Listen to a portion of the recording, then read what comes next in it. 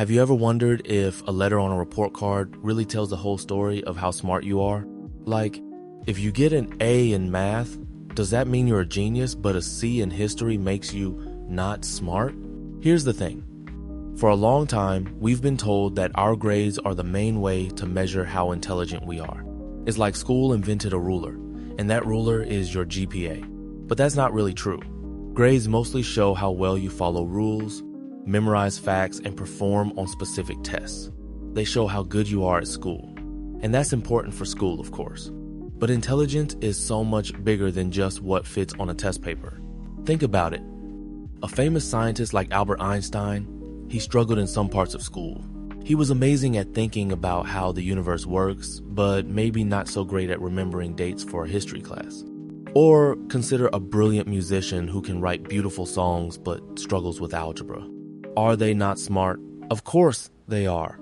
Their intelligence just shows up differently. This idea that smarts are just one thing comes from a time when education was more about making sure everyone knew the same basic facts. But people like Howard Gardner, a famous thinker, started saying that there are actually many different kinds of intelligence. He said there's word smart, number smart, but also music smart, people smart, body smart, and even nature smart. So your grades are a snapshot, a quick picture of how you're doing in a certain subject right now. They can show if you're putting in effort or understanding certain lessons. But they don't capture your creativity, your kindness, your ability to solve real-world problems, or how well you understand other people. Your real smarts, the full picture of them, are a lot wider and deeper than any letter grade could ever show. And that's a pretty cool thought to carry with you. Have you ever wondered if a test truly shows everything you know? Like when you get a low grade, does that mean you didn't learn anything at all? Here's the thing. Many of us grew up believing that tests, especially written ones, are the ultimate way to measure how smart you are or how much you've learned. It's like if you can't get a good score, then you just don't know it. But let's think about this. For a long time, people learned skills by doing them. Apprenticeships, where you learn a trade like carpentry or blacksmithing from a master, were common. You didn't take a written test to prove you could build a strong house. You built a strong house. So how did we get so focused on tests? Well, as schools grew bigger, it became hard for teachers to know what every single student understood individually. Tests offered a quick, easy way to check. They were a tool for sorting and grouping students efficiently, not necessarily a full picture of their minds. Think about learning to ride a bike. You can read every book about bike mechanics and balance. You might even ace a test on bike safety rules. But can you actually ride the bike? Not until you get on it and try. Your real knowledge of riding a bike isn't just about facts. It's about balance, timing, and practice. It's a skill you show by doing, not just by remembering. So, while tests can show some parts of what you know, they can't capture everything. They're like a snapshot, not the whole photo album. Your understanding, your creativity, your ability to solve problems in real life, these are all huge parts of what you know. And sometimes, they don't fit neatly into a bubble on a sheet. Knowing yourself and what you're good at often goes far beyond any score. Have you ever wondered if there's only one path to a good life, a happy life, a truly successful life? Maybe you've heard people say you have to go to college, that it's the only way to get a good job or make enough money. Here's the thing. That idea that college is the only door to success isn't totally true. For a long time, especially in the last few decades, college became the main pathway people thought about after high school. It was seen as the golden ticket. And for many, it absolutely is a great path. College can teach you so much, open up new ideas, and connect you with smart people. But history shows us a different story, too. Think about all the amazing things built, all the brilliant discoveries made, long before everyone was expected to get a degree. Many inventors, artists, and even business leaders learned through apprenticeships, by trying things out, or by teaching themselves. They didn't have to sit in lecture halls to become great. It's a bit like building a really cool, intricate fort. One person might go to a special carpentry school to learn all the exact measurements and techniques. That's like college. But another person might just gather wood, experiment with different designs, learn from mistakes, and build an equally strong and amazing fort just in their own way. Both forts are successful. What matters is the outcome and the skills learned along the way. What makes a life successful isn't just a degree hanging on a wall. It's about finding what sparks your own curiosity, what you're good at, and what makes you feel like you're truly making a difference. It's about learning and growing, no matter if that happens in a classroom, in a workshop, or even from just reading books and trying new things on your own. Your unique journey, with all its twists and turns, is what really builds a meaningful life. Have you ever wondered if one mistake, like cheating, means someone is just a bad person forever? It's a pretty strong idea, right? Cheating, at its heart, means trying to get an advantage unfairly. It's when someone breaks the rules to win or do well instead of earning it themselves. Maybe it's copying answers or bending a rule in a game. We often hear that cheating is wrong, and it definitely is. But here's the thing. Does an action like cheating tell us everything about a person's character? Is it a permanent label? Think about it like this. Imagine you're playing a board game with your friends. If someone secretly moves their piece in extra space when no one is looking, that's cheating. They might win that round, but what does it really feel like? For them, maybe a quick win. For others, it breaks trust. Societies, even ancient ones, have always had rules because people understood that fair play builds trust and makes things work better for everyone. When rules are broken, it messes up that trust. But even in those old stories, people understood that humans mess up. They make choices, sometimes bad ones, but that doesn't make them bad at their core forever. So why do people cheat? Sometimes it's from fear of failing or feeling too much pressure. Sometimes they just don't know how else to solve a problem. It's an action, often born from a tough moment or a bad choice, not always from someone being evil inside. Like when a student really stressed about a big test might look at someone else's paper. It's wrong, yes, but it's a specific action, a mistake made under pressure. It doesn't mean that student is always a dishonest person, or that they can never be trusted again. When someone cheats, it's a chance to look at why it happened and what could be done differently. It's about the choice they made and the consequences that follow. It doesn't define them as a bad person forever.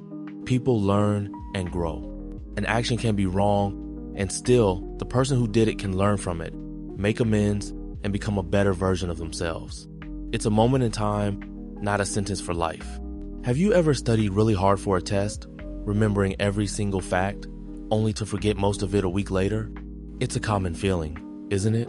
For a long time, many people thought that learning was mostly about stuffing your brain with as many facts as possible. Like your brain was just a giant filing cabinet, and the more papers you put in, the smarter you got. But here's the thing. Just knowing a fact isn't the same as truly understanding it. Think about it this way. You could memorize every single rule in a game like basketball. You could know that a free throw is 1 point and a three-pointer is 3 points, and how many players are on the court. But knowing all those facts doesn't mean you know how to play the game well. You still need to understand the flow, the strategy, how to work with your team, and how to react in different situations. Hundreds of years ago, great thinkers like Socrates, who lived in ancient Greece, didn't teach by just giving out facts. Instead, he would ask questions. He'd get people to think deeply, to question their own ideas, and to discover answers for themselves. He knew that real learning happens when your mind connects ideas, not just when it collects them. So, while remembering things is helpful, true learning is about connecting those facts. It's about figuring out how they fit together, why they matter, and how you can use them. It's like building with Legos. You have all these individual bricks, the facts, but the real magic happens when you snap them together to create something new and meaningful. This ability to connect ideas is what helps you solve problems, create new things, and understand the world around you. It makes what you learn stick, not just for a test, but for life. Have you ever been told that school is the only real place you learn things? It's a common idea, right? We spend so much time in classrooms with textbooks and teachers that it's easy to believe all important learning happens there. But here's the thing, that idea isn't completely true. The lie here is thinking that learning is limited to a building with desks. True learning is much bigger. It's about figuring things out, gaining new skills, and understanding the world around you no matter where you are. For thousands of years, Long before schools existed, people learned. They learned by doing, by watching, by listening to elders, by trial and error. Ancient thinkers, like those in Greece, taught by walking and talking, not just in rooms. They believed the world itself was a great teacher. Think about learning to ride a bike. Did you learn that in a classroom? Probably not. You learned by trying, falling, getting back up, feeling the balance. That experience taught you coordination and perseverance in a way a book never could. Or consider a hobby you love, like drawing or coding. You might get tips from a class, but a lot of what you truly learn comes from practicing, experimenting, making mistakes, and figuring out how to do it better. It's hands-on, outside the school bell. So, while school is a really important place for structured learning and finding new interests, it's not the only place. Every day, the world offers countless lessons. Every conversation, trip, problem you solve, book you read for fun, even video game you master, these are all ways you learn.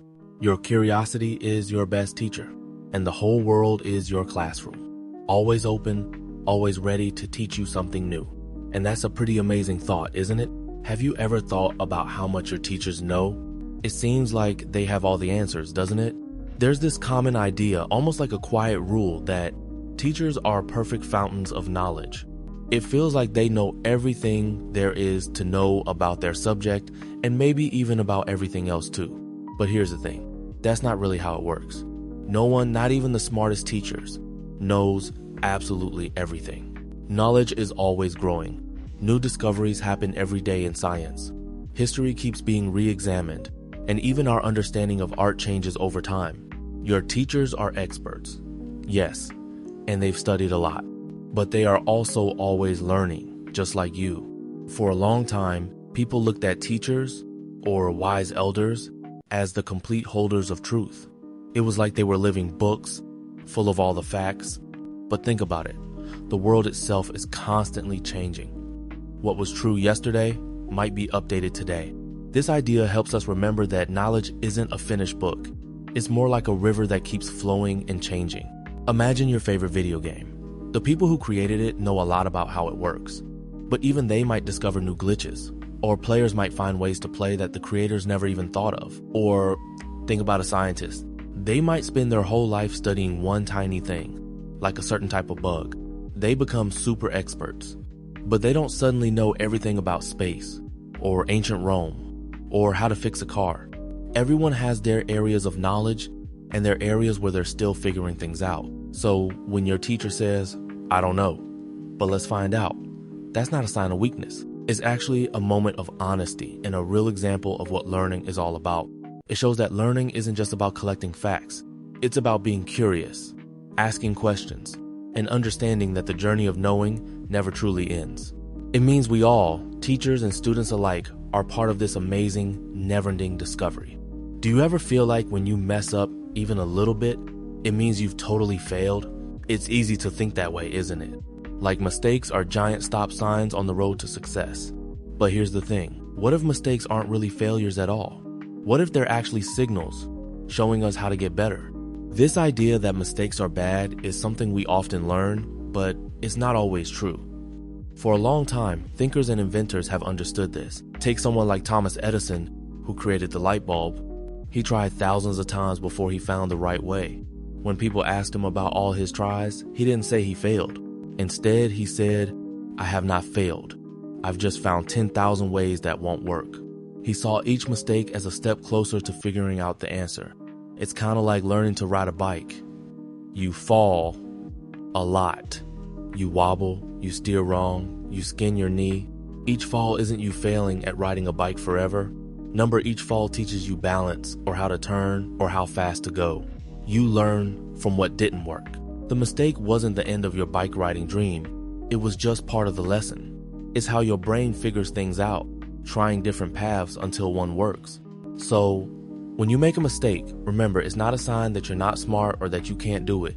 It's actually proof that you're trying. It shows you're brave enough to step out and learn. Mistakes are how we gather information, how we understand what works and what doesn't. They're not walls, but rather directions. They point us toward the next thing we need to try, the next piece of understanding. And that's why making a mistake really means you're just deep in the process of learning and growing. which is a kind of success all its own. Do you ever hear people say that only super brainy kids, the ones with perfect grades and test scores, get into the best colleges? It's a common idea, right? Like there's a secret club for the smartest and everyone else is just out of luck. But here's the thing. That idea isn't really true, and it can actually hold you back from seeing your own amazing abilities. For a long time, people thought smart just meant being good at schoolwork, reading, writing, and math. And yes, those things are important. But intelligence, what it really means to be smart, is so much bigger than that. Think about it. A brilliant musician, a talented athlete, someone who can fix anything, or a person who always knows how to make others feel better. Aren't they all smart in their own ways? Our minds work in so many different, powerful ways. Colleges, especially the really good ones, understand this. They're not just looking for a collection of perfect test scores. Imagine building a fantastic soccer team. Would you only pick players who are super fast and ignore someone who's amazing at strategy or a great leader? Of course not. A strong team needs different kinds of players, each bringing their unique strengths. It's the same for a college. They want students who are curious, who work hard, who have unique talents, and who care about their communities. They want people with different ideas and experiences to make their campus vibrant. So when you worry about not being smart enough for a certain school, remember that smart isn't one simple thing. It's a whole rainbow of different strengths. Your passion for art, your ability to solve tricky problems, your kindness, your determination when something is hard, these are all signs of your unique intelligence. What really matters is your effort, your growth, and finding where your own kind of brilliance can shine brightest. It's about building a future that fits you, not just one that fits a narrow idea of smart. Have you ever felt like there's a big spotlight on you, and someone's asking, what are you going to be when you grow up? It feels like you need to pick your whole career path right now, doesn't it? Like you have to decide your job for the rest of your life, even though you're still figuring out what kind of pizza you like best.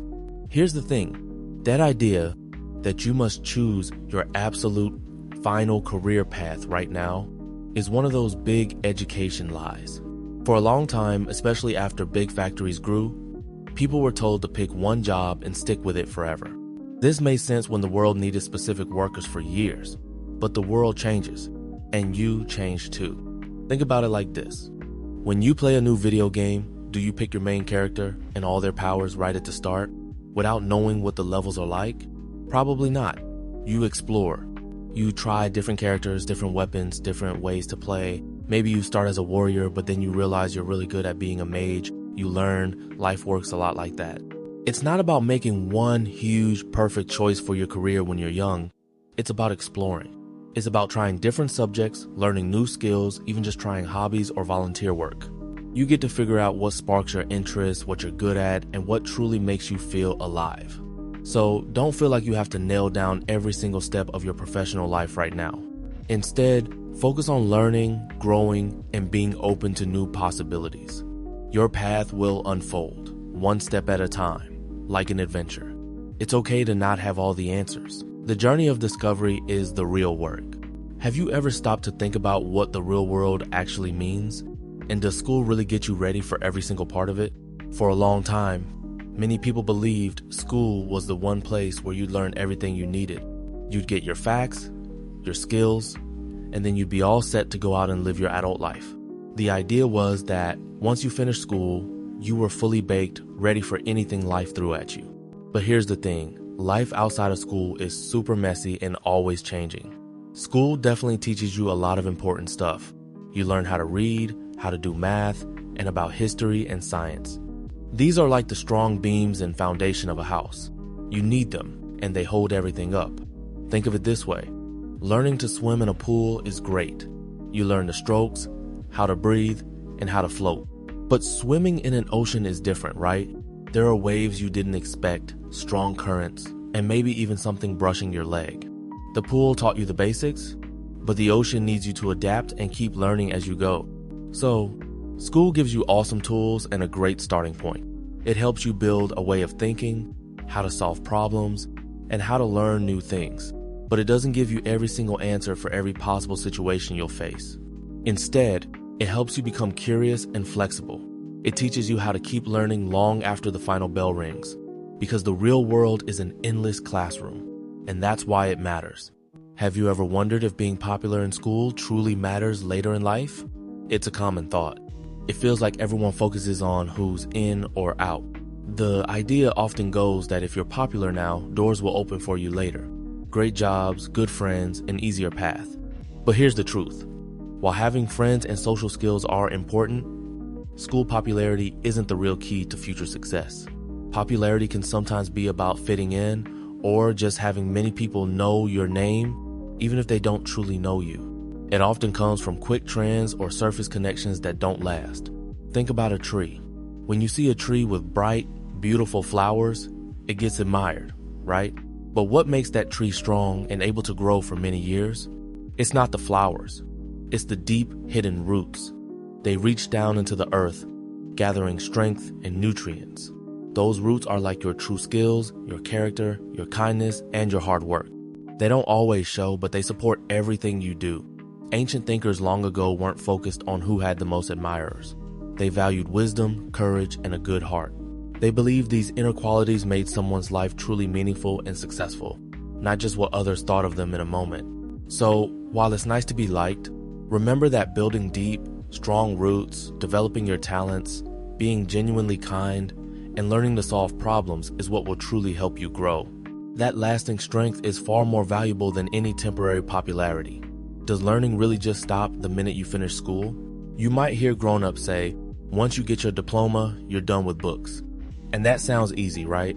No more homework, no more tests. But here's the thing. That idea is one of the biggest lies we're told. The truth is, learning isn't just about classrooms or textbooks. It's like breathing. You do it constantly, even if you don't realize it. From birth until your last day, your brain takes in new facts, makes new connections, and figures things out. For a long time, people thought your brain was set once you grew up. They believed it stopped changing. But science shows that's not true. Our brains can keep learning and changing at any age. It's called neuroplasticity, meaning our brains can always rewire. Imagine you're learning to ride a skateboard. You fall, you get up, you try again. Each time, your body and brain learn about balance, speed, or how to move. You don't get a certificate for skateboarding. You just keep getting better or learn new tricks. It's the same with life. Every new app, every new ingredient you try, every talk with someone new, that's learning. It's not always in a classroom. Even ancient Greek thinkers, like Socrates, knew this. They believed true wisdom came from asking questions, never thinking you knew everything. School wasn't the finish line for them, just the start. So, learning doesn't end with school.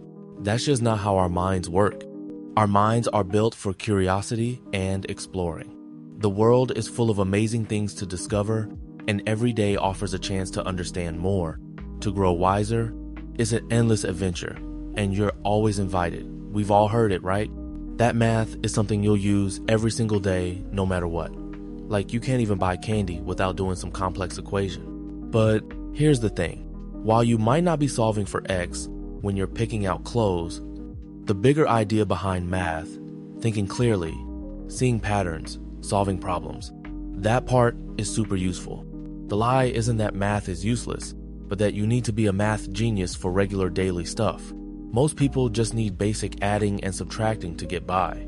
Think way back in history.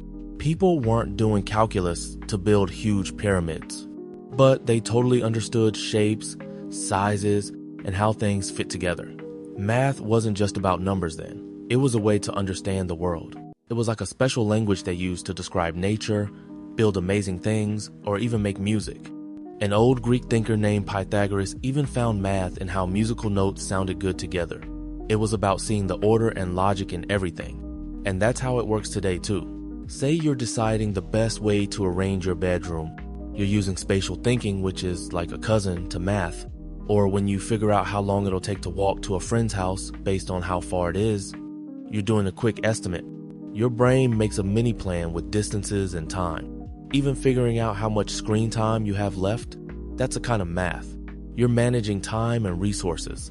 So the real lesson isn't about memorizing tricky formulas you might never use. It's about learning to think logically. It's about breaking down big problems into smaller pieces. And it's about seeing how different things connect. Math helps train your brain to spot patterns and make sense of the world around you. It helps you become a better problem solver, whether you're trying to understand a game strategy or just plan your whole day. It's less about numbers on a page and more about the way your mind learns to untangle puzzles. Remember being told that algebra is super important and you'll use it every single day as an adult?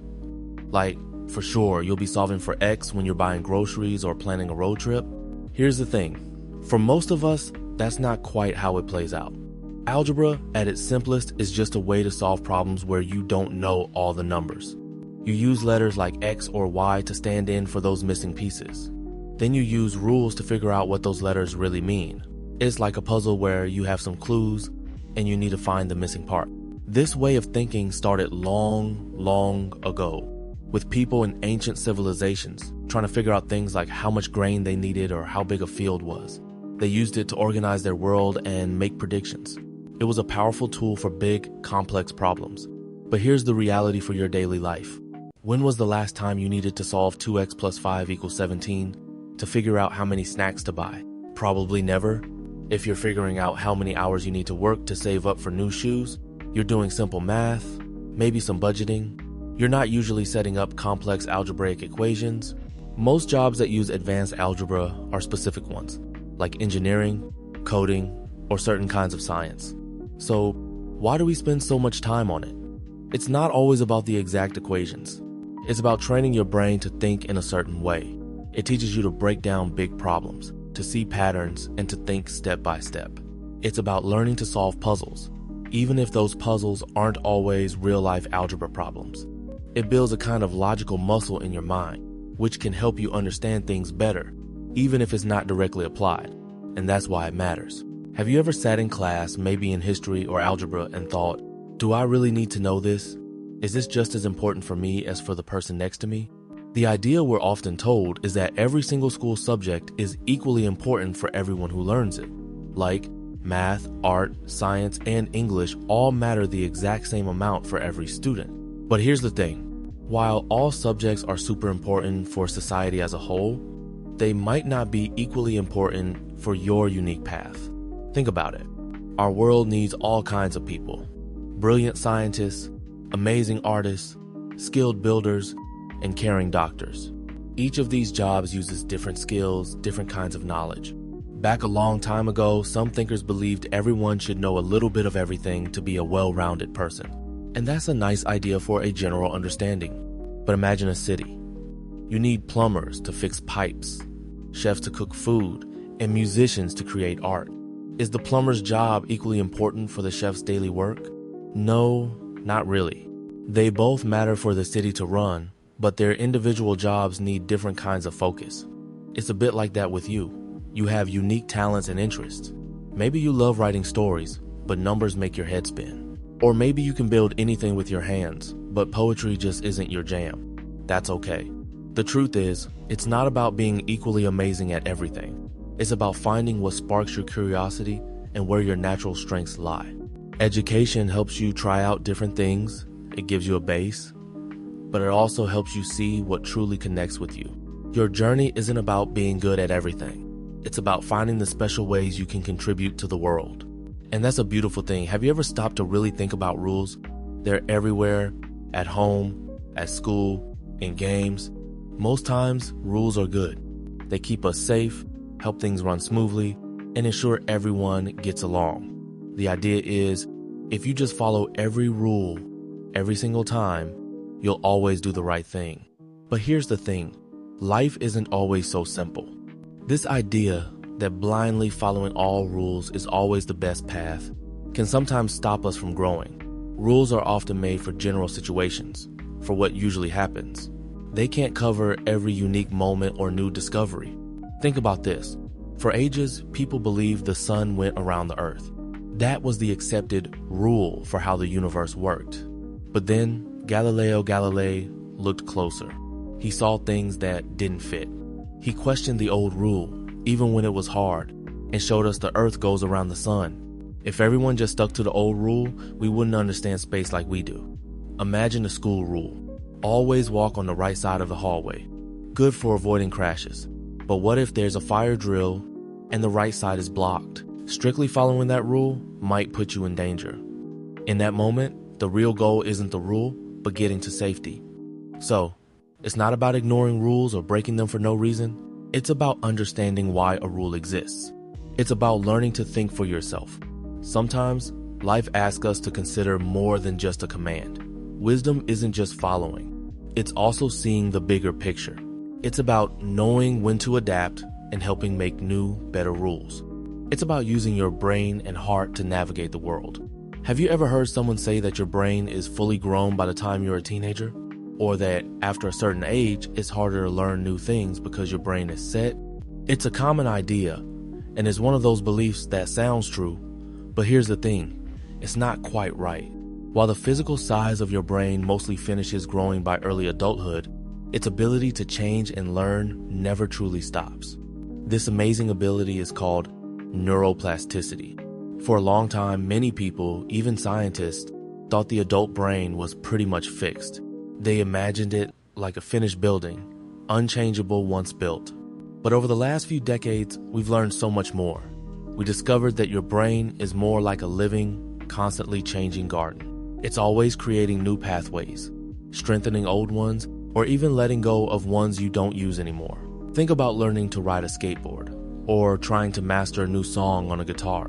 When you first start, it feels clumsy and impossible. But with practice, your brain actually rewires itself. The connections related to balance and coordination get stronger. It's like clearing a new trail in a forest. The more you walk it, the clearer and easier it becomes. Your brain does this every time you learn something new, from history facts to a new video game strategy. So, this idea means something really powerful for you. It means that your capacity for learning, for understanding, and for growing as a person isn't limited by your age. Every new curiosity you follow, every question you ask, every challenge you face adds to the rich landscape of your mind. Your brain is a place of endless possibilities, always ready to build something new, as long as you keep exploring. Have you ever felt like school wants you to be creative, but then gives you a very strict list of rules to follow? Here's the thing. Creativity isn't really something you learn from a textbook or get a grade for on a test. It's more a way of seeing the world, finding new connections, or solving problems in a different way. Like figuring out how to organize your messy desk in a totally new system. Or when a scientist sees an old idea and asks a brand new question no one else thought of. That's creativity. Schools, for a long time, were set up to teach very specific skills. When many schools began, the goal was often to prepare people for work that needed them to follow instructions carefully, like in factories. So, the system focused on memorizing facts and repeating tasks. It wasn't built for inventing or for writing stories that break all the rules. It was about knowing the right answers, not always finding new questions. Imagine you have a big box of Legos. School might teach you how to build a car by following a step-by-step guide. That's good for learning basic skills. But true creativity is when you use those same Legos to build something totally new from your own mind. Maybe a spaceship that turns into a robot without any instructions at all. So here's what I found. Creativity isn't something school gives you, it's something you already have inside. It lives in your curiosity, in your questions, in your daydreams. And even if a grade doesn't always show how creative you are, that doesn't mean your unique ways of thinking aren't incredibly valuable. You carry that spark with you, outside of tests and classrooms, into every part of your life. It's a gift that keeps growing no matter what. Have you ever felt that quiet groan, that sigh leaving your lungs when a teacher says, "And don't forget the homework"? It's a common feeling, right? For a long time, we've been told homework is key for learning. It's supposed to drill facts into our brains and make us smarter. We hear, the more practice, the better you become. But what if that idea isn't the full picture, or even true for everyone? The belief that homework always makes you smarter has deep roots. For centuries, educators thought more practice meant more learning. This ties into the old saying, practice makes perfect. Different cultures used homework in many ways, often for discipline. The simple thought was, more hours studying meant better understanding and higher grades. It seemed like a direct connection. But here's the thing. Our brains don't always work like a simple machine you just fill with data. Think about your muscles. If you lift weights constantly without rest, they don't get stronger. They get tired, maybe injured.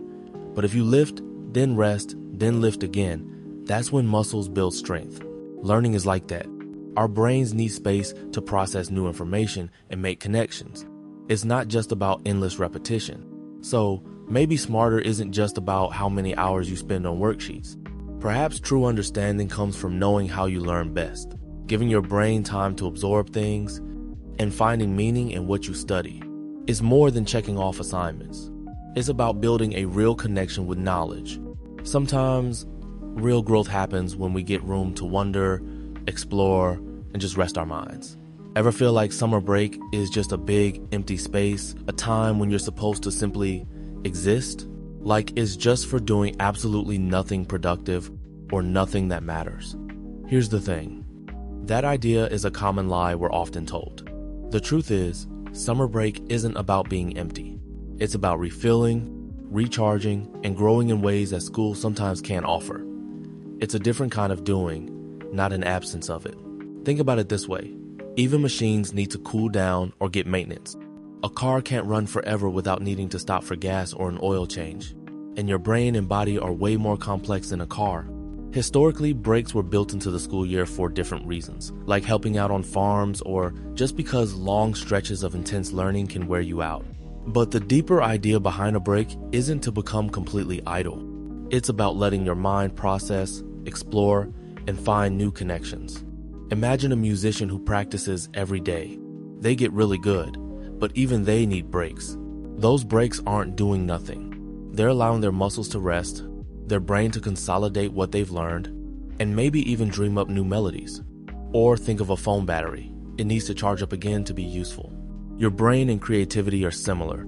So, summer isn't a blank page, it's more like an open field. You can run wild, play, explore, or just lie down and look at the clouds. All of these things are doing something important for your spirit and mind, even if they don't have a grade attached.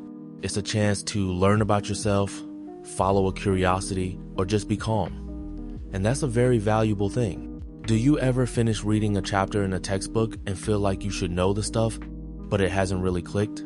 Like the words are there on the page, but the understanding isn't quite settled in your mind? Here's the thing. Textbooks are super important tools. They give us a clear map, organizing facts and ideas into a neat package. But understanding a topic deeply, truly, is actually more like building something with your own hands than just looking at a picture of it. Think about how people learned long ago, even before there were printed books. If someone wanted to learn to be a baker, they didn't just read a scroll about mixing dough. They worked with an experienced baker. They watched, they practiced, they made mistakes, and they learned by doing. Or consider ancient Greek thinkers like Socrates. They spent hours talking, debating, and asking tough questions, sometimes in public squares. They believed knowledge came alive through discussion and questioning ideas, not just from reading old texts. So, real understanding isn't only about taking in information, it's about actively interacting with it. It's kind of like learning to ride a bicycle. You could read every single book about bike mechanics, how to balance, and the proper way to pedal. You could even memorize all the rules of the road. But you wouldn't truly know how to ride a bike until you actually got on it, wobbled, fell a few times, and kept trying. The book gives you the steps, but your own body, your brain, and your real life experience are what make it stick. So, a textbook is an amazing starting point. It lays out the facts and gives you a foundation. But to truly understand something, you often need to go beyond the pages.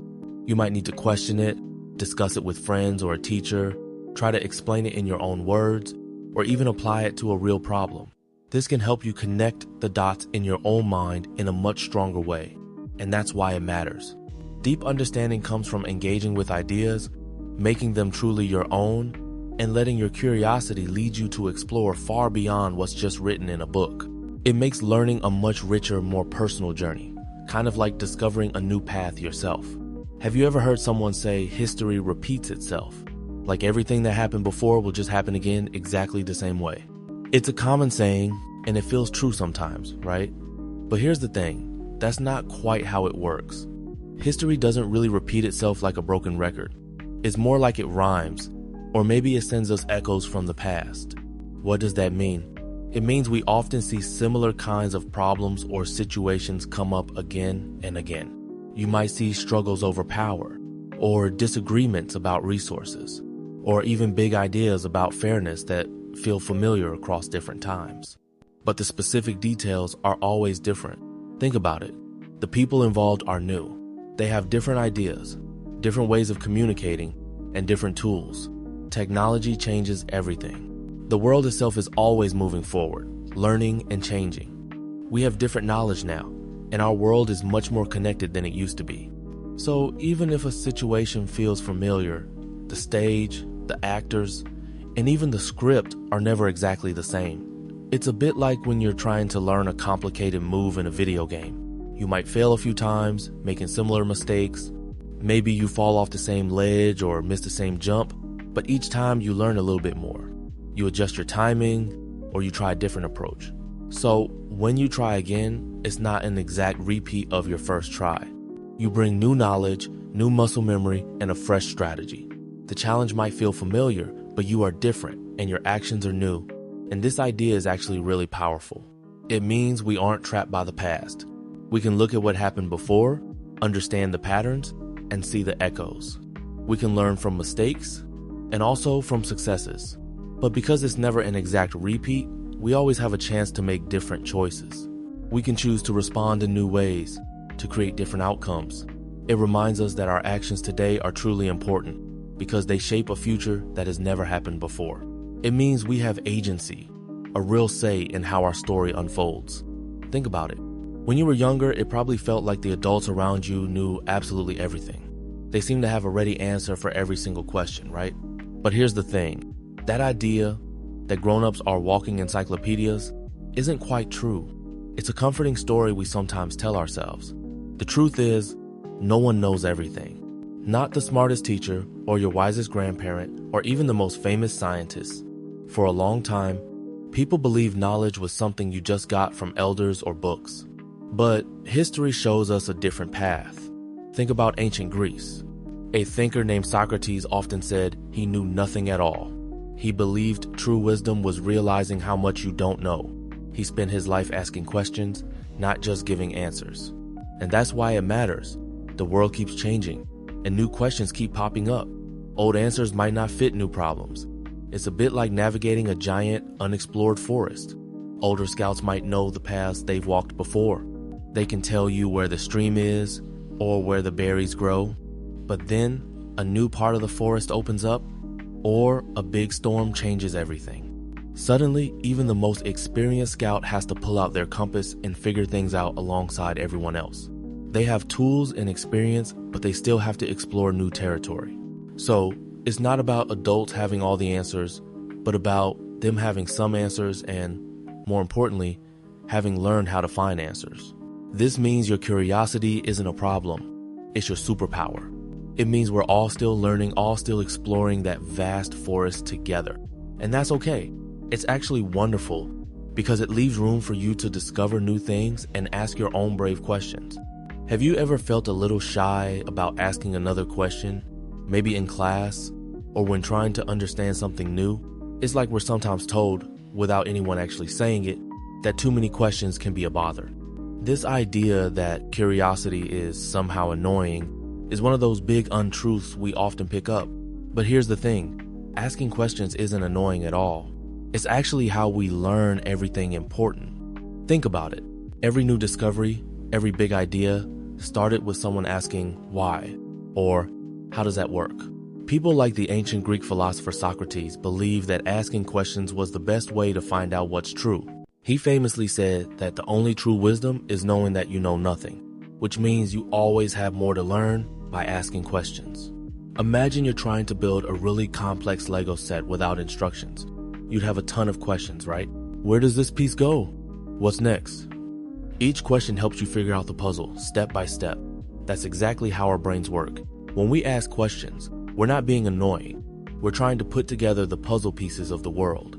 A scientist in a lab trying to find a new medicine asks hundreds of questions. Each one, even the silly ones, might lead to the answer. So don't ever let anyone make you feel like your questions are too much. Your curiosity is like a superpower. It shows you're paying attention, that you want to truly understand, and that you're not afraid to explore. Every question you ask, big or small, helps you grow. It's a sign of a mind that's wide awake and ready to learn. Keep asking. It's how you light up your own path. Have you ever messed up on a test or dropped the ball in a game and felt like it proved you just weren't smart enough or strong enough? It's easy to think that when you fail, it means you're simply not good enough, period. This idea that one stumble reflects your whole worth is a common lie we sometimes believe. But here's the truth. Failure isn't a final judgment on who you are as a person. It's just a signal, a piece of information showing one specific way something didn't quite work out this time. Think about this. Almost every great invention or important discovery in history came after a lot of tries that didn't go right. Think about Thomas Edison, who invented the light bulb. He famously tried thousands of times before he got it right. He didn't see those attempts as failures of himself or proof he wasn't smart enough. He said he found thousands of ways not to make a light bulb. Each wrong attempt taught him something valuable and moved him closer to his goal. That's a powerful way to look at it. Here's a simpler example from everyday life. Learning to ride a bike.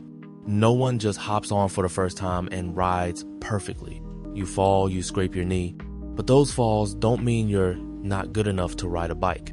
They're just part of figuring out how to balance, how to pedal, how to steer.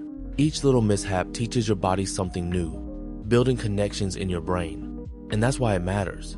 Your brain is actually wired to learn from these very moments. When you make a mistake, your brain works hard to figure out what happened and how to do it differently next time. So, when something doesn't go your way, remember it's not a statement about your ability or your value as a person. It's just an experience, a valuable lesson, a chance to adjust and try again with new wisdom. It's a stepping stone, not a permanent wall stopping you. And that understanding can change how you see challenges, making them less scary and more like opportunities. Have you ever sat in class, listening to a teacher, and felt like the information just wasn't sticking? Like maybe your brain wanted to understand it differently? Here's the thing. For a long time, many schools acted like every student's brain worked exactly the same. The idea was that if a lesson was taught one specific way, everyone would get it. But that's not how people truly learn. We all have unique ways of taking in information and making sense of it. Some learn best by seeing things like diagrams, others need to hear it explained, and some really need to do it themselves, by touching or moving. Think about old factories. Workers did the same task, over and over. For a while, education was seen a bit like that. The goal was to produce students who all knew the same things, taught in a standard way. But people aren't machines. Our minds are like complex gardens, not identical assembly lines. Each plant needs different sunlight, soil, and water to grow. Imagine teaching someone to bake a cake. You could show them a recipe with pictures, read them the steps, or just let them jump in and start mixing. The best way to learn depends on the person. It's like how some learn a new video game by reading the manual, others by watching someone play, and some by just grabbing the controller. No single way is right for everyone. So, what does this mean for you? It means knowing yourself is powerful. It means understanding that your particular way of learning is valid and important. And that's why it matters. When you understand how you learn best, you can ask for lessons in different forms or find new ways to study that truly click for you. It's about finding your own path to knowledge. Have you ever heard someone say, "Oh, I'm a visual learner, so I can only learn by watching videos"? Or maybe, "I'm an auditory learner, so just tell me what I need to know"? It's a pretty common idea. The thought is that each of us has one special way our brain learns best, and that's it. Like you're either a visual person, or an auditory person, or maybe a kinesthetic person who learns by doing. And this specific style is just how you're built forever. Here's the thing about that idea. It's not quite true. This belief became very popular a while ago. People liked the idea of knowing exactly how their brain worked. It seemed simple, like finding your superpower for school. But scientists who study how our brains learn say it's much more complicated than that. Our brains are incredibly flexible, like a muscle that can get stronger in many different ways. Think about learning to ride a bike. You don't just learn it by watching videos, visual, or by someone telling you how, auditory. You actually have to get on the bike and try it kinesthetic. You fall, you wobble, you get back on. You use your eyes to see where you're going, your ears to hear instructions, and your body to feel the balance. All these ways work together. That's how real learning often happens. So while you might prefer to learn in one way, like reading or listening, it doesn't mean you can't learn in other ways. In fact, the more ways you try to learn something, the better you'll probably understand and remember it. Limiting yourself to just one style is like saying you can only use a hammer when you have a whole toolbox full of different tools. Our minds are built to adapt and grow. They are always changing, always ready to learn in new and surprising ways. It's a pretty cool thought, right? To know your brain isn't stuck, but is always ready for new adventures and learning. Have you ever felt like school is just one big race for the best grades? Like every class, every project, every test, it all just boils down to that letter or number on your report card? It's easy to feel that way, and honestly, a lot of pressure from society pushes us toward that idea. But here's the thing. Focusing only on grades misses a huge part of what school is truly for. Grades are a way to measure what you know right now, like a snapshot. They tell you if you understood a specific lesson or if you can do a certain kind of math problem, and that's helpful, sure. But school isn't just about collecting good scores. It's really about learning how to learn, how to think for yourself, and how to understand the world around you in deeper ways. It's about asking questions, trying new things, and sometimes even messing up and learning from it. Think about someone learning to play a musical instrument. If their only goal was to get a perfect score on one specific song, they might miss out on the joy of creating music, or the way practice builds discipline, or even the feeling of playing with others. The grade on that one song doesn't really capture the hours of practice, the frustration, the small victories, or the friendships made in band practice. The real learning isn't just hitting the right notes. It's the whole journey of becoming a musician. Hundreds of years ago, people thought of education as a way to grow a whole person, not just a person who could pass a test. They wanted people to be good thinkers, good citizens, and to have a strong sense of curiosity. And that still matters today. So, while grades are part of the game, they aren't the entire field. School is a place where you get to explore ideas, discover new passions, and figure out who you are. It's a chance to build skills that go beyond memorizing facts. Skills like problem solving, creativity, and working well with others. The real treasure of school isn't a high score on a paper. It's the journey of becoming a smarter, more curious, and more thoughtful person. And that kind of learning, that kind of growth, truly lasts a lifetime. Have you ever felt like there's this huge pressure to know absolutely everything? Like you have to be super smart in math, brilliant in history, a genius in science, and great at English all at once? It can feel like school, or even just growing up, expects you to have all the answers to every possible question. But here's the thing. This idea that you need to know everything about everything is actually a big lie, and is one we often carry with us without even realizing it. The truth is, no one, not even the smartest person who ever lived, knows everything. Think about it. The world is just too big, too complex, and full of too many different kinds of knowledge. Trying to stuff every single fact into your brain is not just impossible. It can make you feel really overwhelmed and not good enough. Even way back in ancient Greece, smart thinkers understood this. There was a famous philosopher named Socrates. He once said something like, "The only true wisdom is in knowing you know nothing." What did he mean? Well, he meant that real wisdom isn't about having all the answers. It's about understanding how much you don't know. It's about being humble about knowledge and always being ready to learn more. If you think you already know everything, you stop asking questions. And if you stop asking questions, you stop learning. Imagine a really skilled doctor. They know an incredible amount about the human body and how to heal it. But do they also know how to build a skyscraper, or compose a symphony, or understand how a computer chip works from scratch? Probably not in great detail. And that's okay. They are experts in their field, and others are experts in theirs. So, here's a thought to carry with you. You don't have to be a walking encyclopedia. Your journey isn't about collecting every single piece of information out there. Instead, it's about being curious. It's about finding the things that spark your interest and exploring them deeply. It's about understanding that asking questions is smarter than pretending you already know. And it's about knowing that true intelligence often comes from understanding the limits of what you know and always being open to what you don't. That's a much more peaceful and exciting way to learn. Have you ever heard that idea that the only way to really make it in life is to be the best student, to get perfect grades, and to ace every test. It's a common thought, almost like a quiet rule we learn. This idea suggests that being book smart, meaning you're great at academic subjects like math, history, and science, and you do well on written exams, is the one true path to success. We're often shown examples of doctors, lawyers, or scientists who fit this mold, and it can feel like if you don't fit in there, you might be left behind. But here's the thing, people have been smart in many different ways for thousands of years, long before formal schools existed. Think about ancient builders who constructed amazing pyramids without ever taking a geometry class, or explorers who navigated vast oceans with only their experience and keen senses. Their smart wasn't about books. It was about practical skills, understanding the world around them, and being able to solve problems in real time. We call this different kind of understanding practical intelligence, or street smarts. It's about knowing how to get things done, how to deal with people, or how to create something new.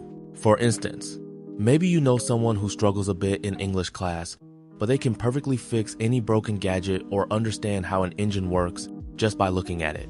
Or perhaps there's a friend who isn't the best at memorizing facts, but they're incredibly kind and always know how to make others feel better, showing real people smarts. These kinds of intelligence are just as valuable. They lead to success too, though it might look different from a fancy degree. It could be building a business, creating amazing art, or simply being a person everyone trusts and relies on. So, when we look closely, we see that success isn't a one-size-fits-all thing that only book-smart people can achieve.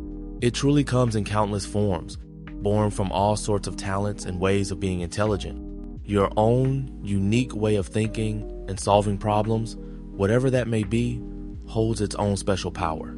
Have you ever felt like you had to be doing something every single second to prove you were working hard? Maybe you see someone rushing around, always on the go, and think, wow, they must be getting so much done. It's easy to believe that if you're busy, you're also productive. But here's the thing, those two ideas aren't always the same, even though we often act like they are. Think about it this way. Being busy just means your schedule is full. You could be running from one activity to another, signing up for every club, or spending hours on something that doesn't really get you closer to your goals. Being productive, though, means you're actually creating something, finishing tasks that matter, or making real progress. It's about how much useful work you get done, not just how much time you spend doing things. For a long time, people have valued being active.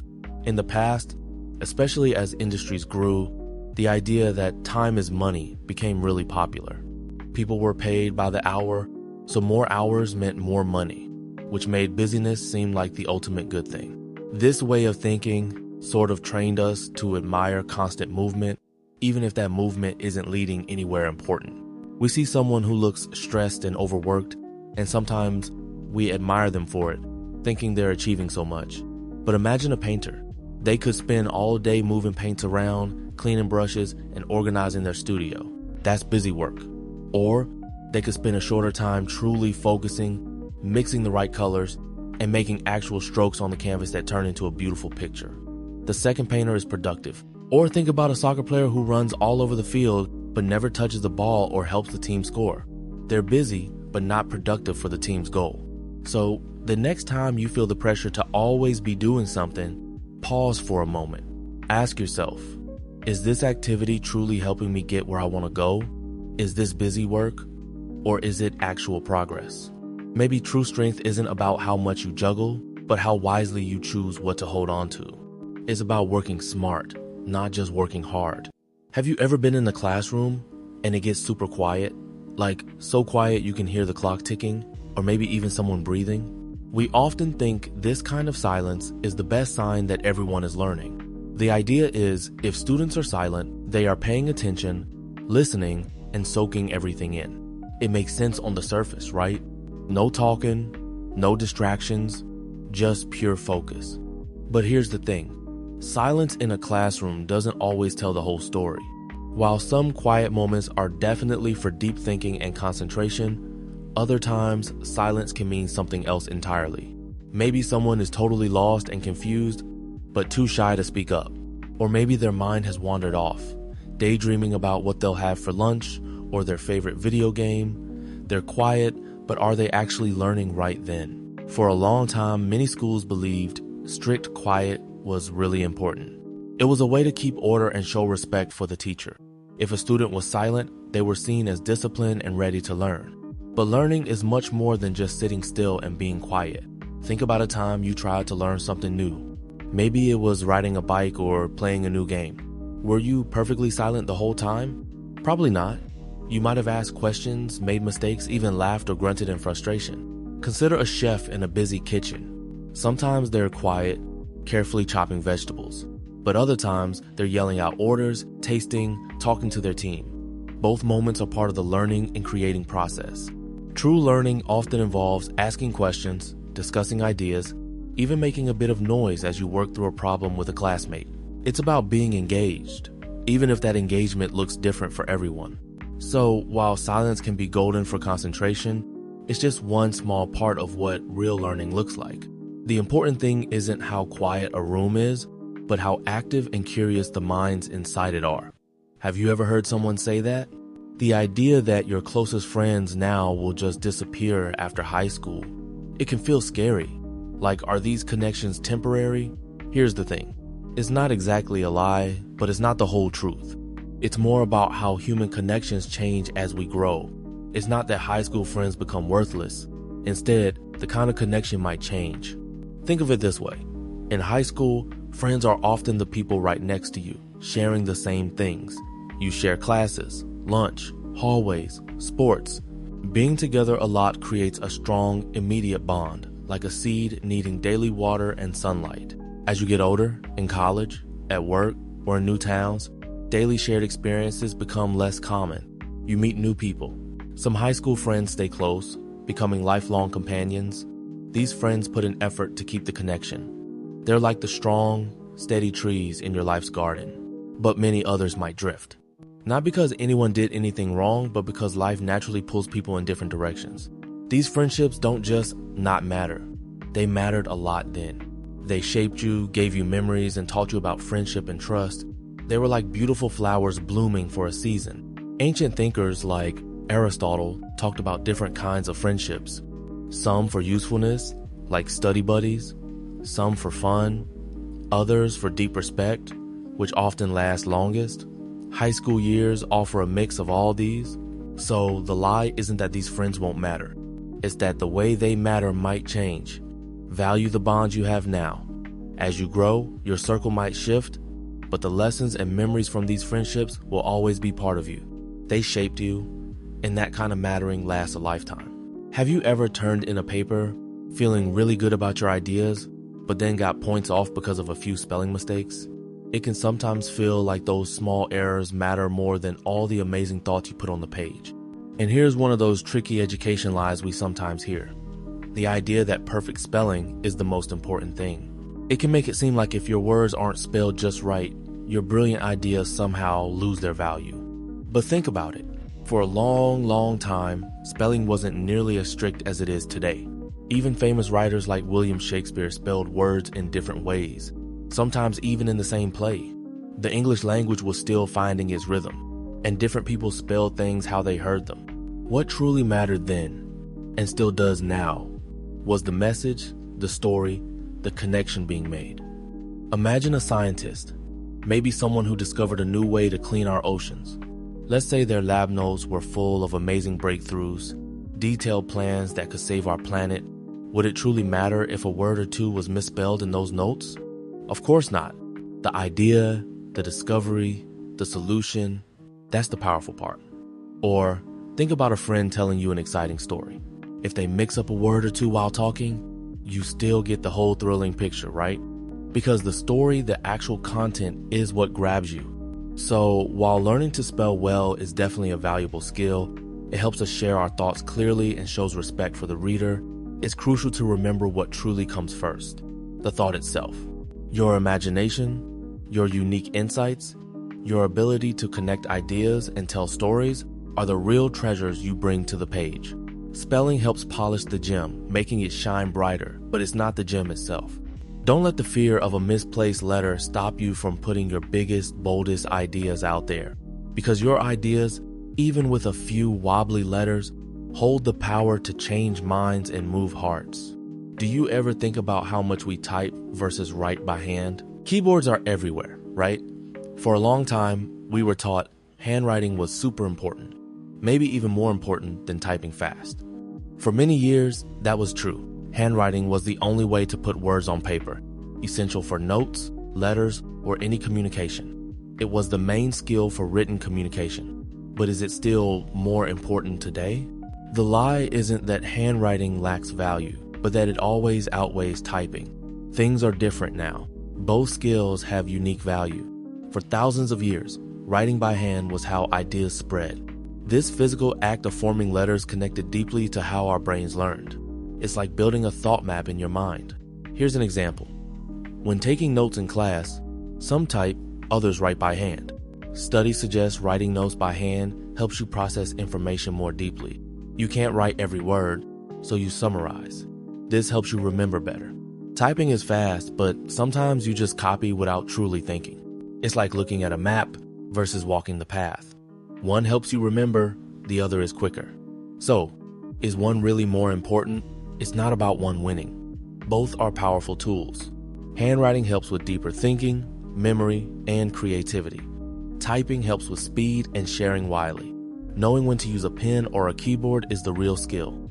It's about finding balance, using the right tool, and understanding how each helps you learn and grow. Perfect grammar is key to all success. We often hear, perfect grammar is key to all success. Do you ever wonder if that's completely true? It sounds so big, right? Like one mistake could ruin everything. But here's the thing, grammar isn't just textbook rules. It's about clarity. It helps your ideas travel from your mind to someone else's without getting lost. Think of it like a map for your words. If the map is clear and uses proper signs like grammar rules, people will get where they need to go. If the signs are confusing, they might end up somewhere else. Humans have always needed ways to understand each other. Imagine early people trying to explain where to find food or build shelter.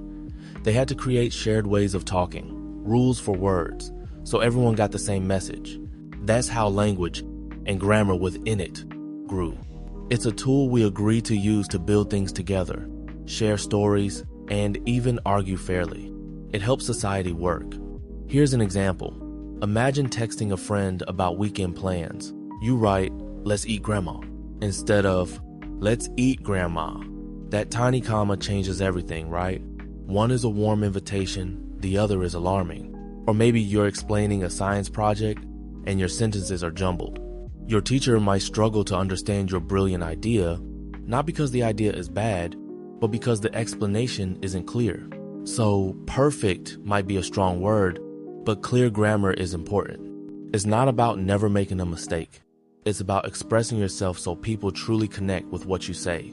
It helps people see and understand the real you. It's like building a strong, clear bridge for your thoughts, making sure they reach the other side safely. And that, in many ways, is a path to simply being understood and connecting with the world around you. Have you ever felt like you need to be amazing at every single thing? Like you should ace every test, win every game, be popular with everyone, and still have time for hobbies? Here's the thing. We often get this idea that to be successful, or even just good enough, we need to be perfect in all areas. It's like a secret rule. If you're not good at math, science, history, writing, art, and sports all at once, you're somehow falling short. Think about it. In older times, people often specialized. A farmer farmed, a blacksmith worked metal. No one expected them to do everything. But somewhere along the way, especially with school, we started grouping all skills, believing in the well-rounded person. It almost seemed to mean being equally good at everything. This idea, though it sounds nice, can actually be a heavy burden. Imagine a soccer team. Does every player have to be the best goalie, the best defender, and the best striker? No way. A team wins because different players are great at different things. One is amazing at defense, another scores goals, and someone else is fantastic at passing. It's their unique strengths working together that makes them powerful. The same goes for how our brains work. So here's what I found. Life isn't about being good at literally everything. It's about discovering what you are good at, what you love to do, and where your real talents lie. It's okay to not be a math wizard if you're a brilliant storyteller, or to struggle with art if you're a natural leader. Your value isn't measured by how many things you master, but by how deeply you explore and share your unique gifts. There's real strength in knowing yourself and your own special path. It's easy to hear this idea floating around like a whispered rumor. You might even start to believe it, thinking that higher education is only for kids whose families have lots of money. But here's the thing, that's just not true. This belief can stop people from even trying. Think about it like this. Imagine you want to build a treehouse. You might think only kids with rich parents can afford all the wood and tools. But maybe you have a friend with extra planks, or you save up your allowance. College works a lot like that. Centuries ago, higher education was mostly for the very wealthy. It was a privilege, not something everyone could aim for. But over time, the idea grew that education should be available to anyone who works hard and is dedicated. This is where financial aid came in. Financial aid is like a big umbrella covering many ways to pay for college. There are scholarships, gifts of money you don't pay back, often for grades or talents. Then there are grants. Free money, usually based on financial need. And yes, there are student loans which you pay back later, but they can help. Many students also start at community colleges, which are much cheaper and let you transfer to a university. So, when you hear that old story, remember, there are many paths up the mountain. Your desire to learn, your hard work, and your willingness to explore options matter far more than the size of someone's bank account. Learning is a journey, and everyone deserves a map, even if they have to draw parts of it themselves. It's about finding your way, not following someone else's wallet. Have you ever heard someone say, "Don't worry about student loans, everyone has them, they're really not a big deal"? It's a common thing people say, almost like a comforting whisper about the future. But when we look closely, is that the whole story? Here's the thing. Student loans are money you borrow for college or other higher education. You get this money now, promising to pay it back later, usually with extra money called interest. For a long time, people believed a college degree was a sure way to get a good job. So borrowing money for it seemed like a smart investment. People thought you'll earn so much more with a degree, so paying back those loans will be easy. But here's where it gets tricky. Imagine you want an expensive video game. You ask your older sibling for a loan. They agree, but say you must pay them back weekly from your allowance. If you're late, they add a small fee. At first, it seems fine. You get the cool game, but then your allowance gets smaller or other things come up. Suddenly, that small payment starts to feel really big. The game is fun, but the constant need to pay back that money starts to weigh on you. That's a bit like what student loans can feel like for many. So, while the idea was these loans were just a small step towards a bright future, the reality can be different. They can follow people for many years, affecting choices about where they live or what jobs they take. It's not about being scared, but about being aware. Every choice we make about money, especially big ones, has a ripple effect. Thinking clearly now can help you walk more freely into your future. It's about understanding the true weight of a promise. Have you ever thought about what you'll do after high school?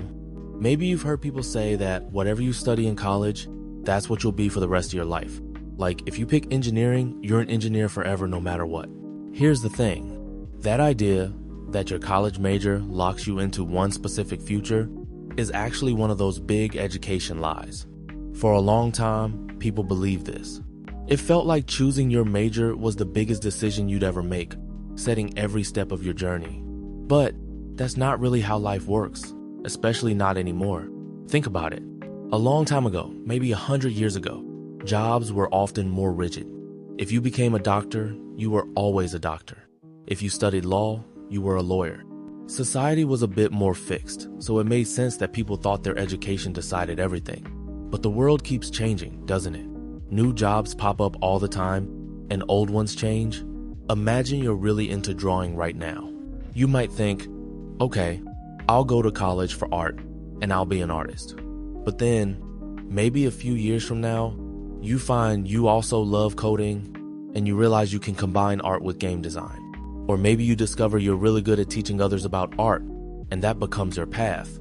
Your initial interest in drawing didn't disappear, but it led you somewhere new and unexpected. It's like picking a path at the start of a forest, but finding there are many branching trails you can explore as you walk.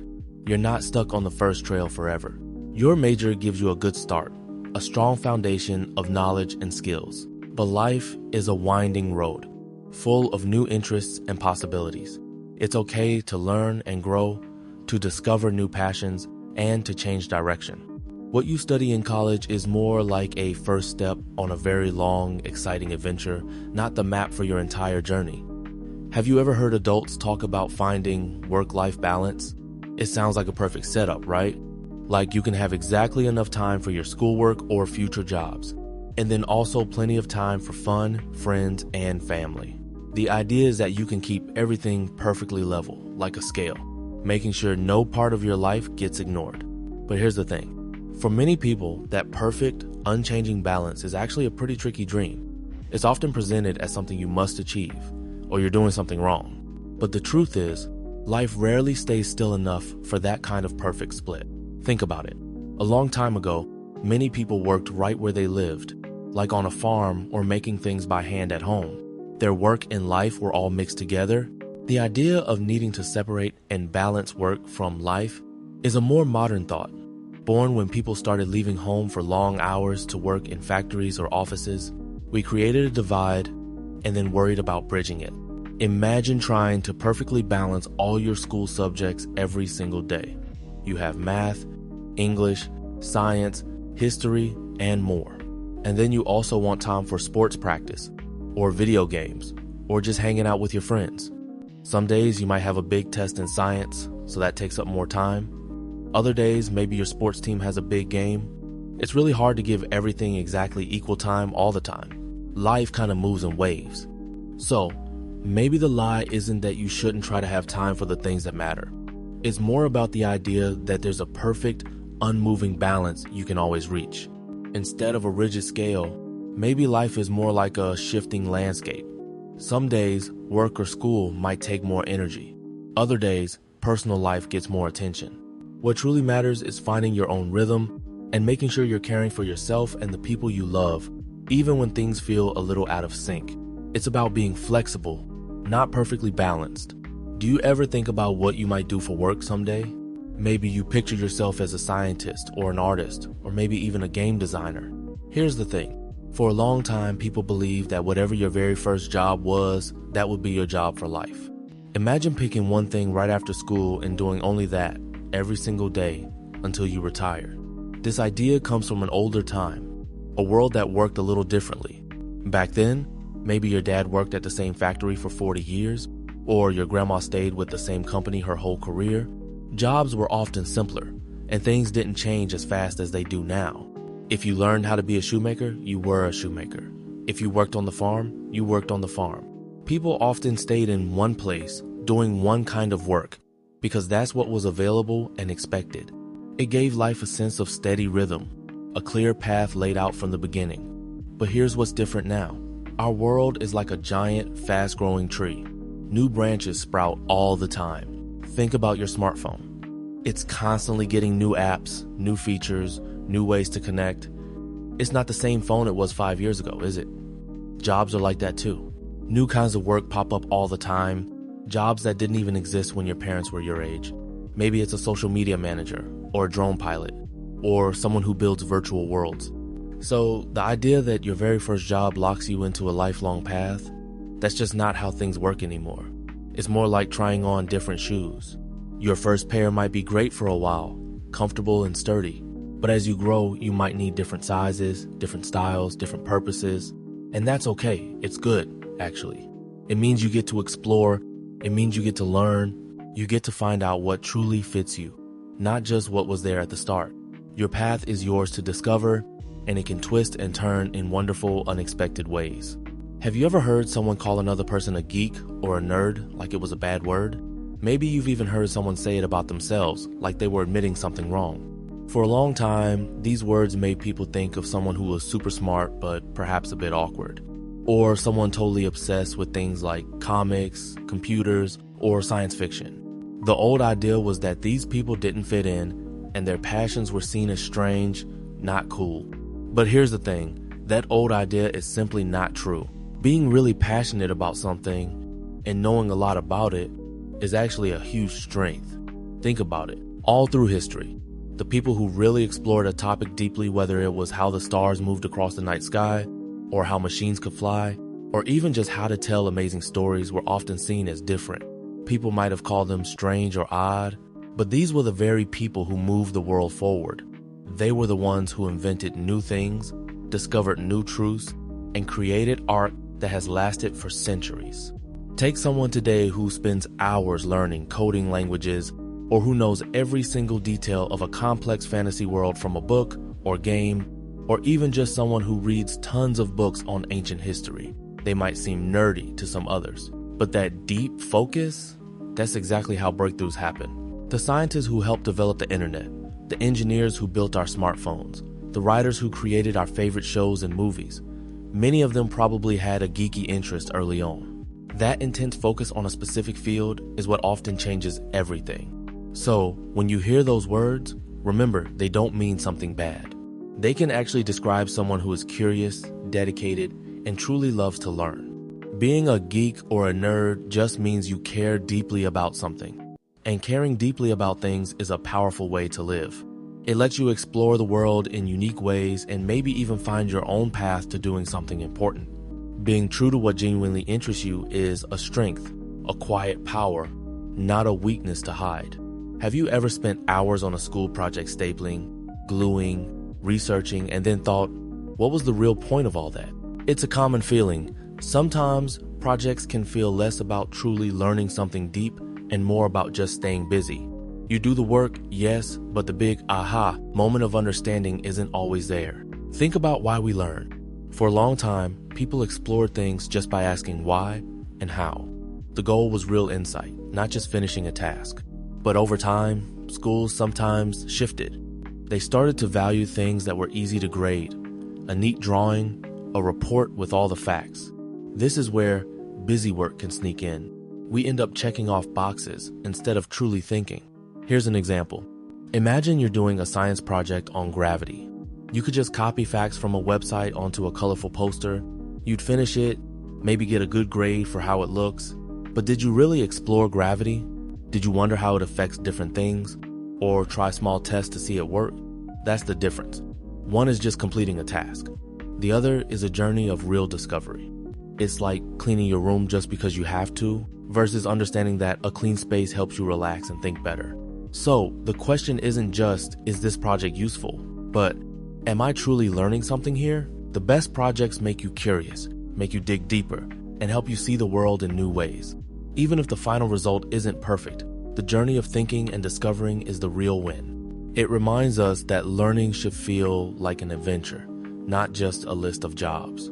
Have you ever felt like learning means frowning, sitting still, and never smiling? Like if you're having fun, you can't possibly be soaking up knowledge? Well, here's the thing. That idea that learning must always be super serious is one of the biggest fibs we're told. It suggests that deep understanding only comes through struggle and boredom, but that's just not true. For a long time, especially in older school systems, there was this belief that tough discipline was the best way to learn. Think about old paintings where teachers look strict and students sit perfectly quiet. The thought was, if you're too comfortable or enjoying yourself, you won't truly learn. But if you look at some of history's smartest people, many of them found joy and curiosity in their work. Scientists like Isaac Newton or even artists like Leonardo da Vinci didn't just grimly study. They played with ideas, messed around, and followed their deep curiosity. Their breakthroughs often came from a playful spirit, not just rigid seriousness. Think about learning to ride a bike. No one tells you to be super serious about it. You fall, you laugh, you get back up, and maybe you wobble a lot. But through that process, which has plenty of ups and downs, and yes, even some fun, you learn balance and coordination. Or when you solve a puzzle game on your phone, you're learning problem-solving skills, but you're also having a good time. The fun helps you stick with it, right? It makes your brain want to keep going. So if learning feels like a heavy chore, maybe it's not learning itself that's the problem, but the idea that it has to be joyless. True learning, the kind that sticks with you and really changes how you see the world, often happens when you're curious, engaged, and even a little playful. It's about discovering new things. and discovery can be one of life's greatest adventures. Have you ever heard someone say that playing video games is just a giant waste of time? That all those hours staring at a screen are keeping you from real learning? For a long time, this was a really common belief among adults. They thought true learning could only happen in quiet classrooms, from textbooks, or by practicing something serious like an instrument or a sport. The message was clear. If it felt like fun, it probably wasn't teaching you anything truly valuable. This idea that knowledge only comes from formal, serious places is one of those widespread education lies we sometimes hear. But here's the thing about learning. It's much more sneaky and happens in more ways than we often realize. Our brains are incredible at picking up new skills, solving tricky problems, and getting better at tasks, even when we're just having a good time. Think about it. When movies first became popular, or even earlier, when novels and comic books started showing up everywhere, some people worried they would rot brains or teach bad habits. But over time, we saw how these things could also tell amazing stories, spark our imaginations, and even teach us about different cultures or historical events. Video games are kind of like that. They're a newer form of creative art and interaction, and sometimes valuable lessons just slip right in without us even noticing. Take a game where you have to manage a bustling city or run a complex space station. You quickly learn about resource management, how much money you have, what supplies you need, and how to plan for future challenges. That's practical economics and strategy. Or consider a fast-paced action game where you need to react in split seconds, make quick decisions under pressure, and navigate intricate levels. That kind of play really sharpens your reflexes, improves your decision-making skills, and boosts your spatial awareness. It's not about memorizing dates for a history test, but about training your brain in unique and powerful ways. So maybe the point isn't that video games are the only way to learn. Instead, it's about understanding that learning itself is far wider and much more interesting than we often imagine. It reminds us that growth, new skills, and deeper understanding can happen in so many unexpected places, even when it feels like nothing more than pure play. Perhaps the real lie is believing that truly valuable learning can only be hard work and never something enjoyable. Have you ever heard someone say that watching too much television will make you dumber? It's a pretty common idea, right? Like somehow the glowing screen just sucks out your brain power. But here's the thing, it's not quite that simple. This idea isn't really about television itself being magic and bad. Instead, it's about what happens inside our brains when we spend a lot of time just watching without doing much else. Think about it like this. When you're watching television, especially shows that don't make you think hard, your brain is mostly in receiving mode. It's taking in information, but it's not always working to solve problems, create new ideas, or make connections. It's like your brain is a muscle. If you just sit on the couch watching someone else run, your own leg muscles don't get stronger. They need to actually do the running. Historically, people have worried about new inventions making us dumber. When radio became popular, some said it would make people stop reading. Before that, even books were seen as a distraction by some, pulling people away from talking and thinking face to face. The real challenge isn't the technology, but how we use our minds.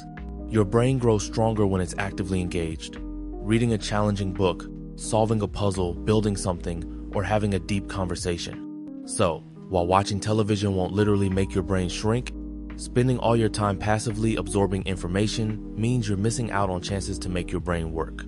It's not about being dumb or smart, but about what you choose to do with your precious brain power.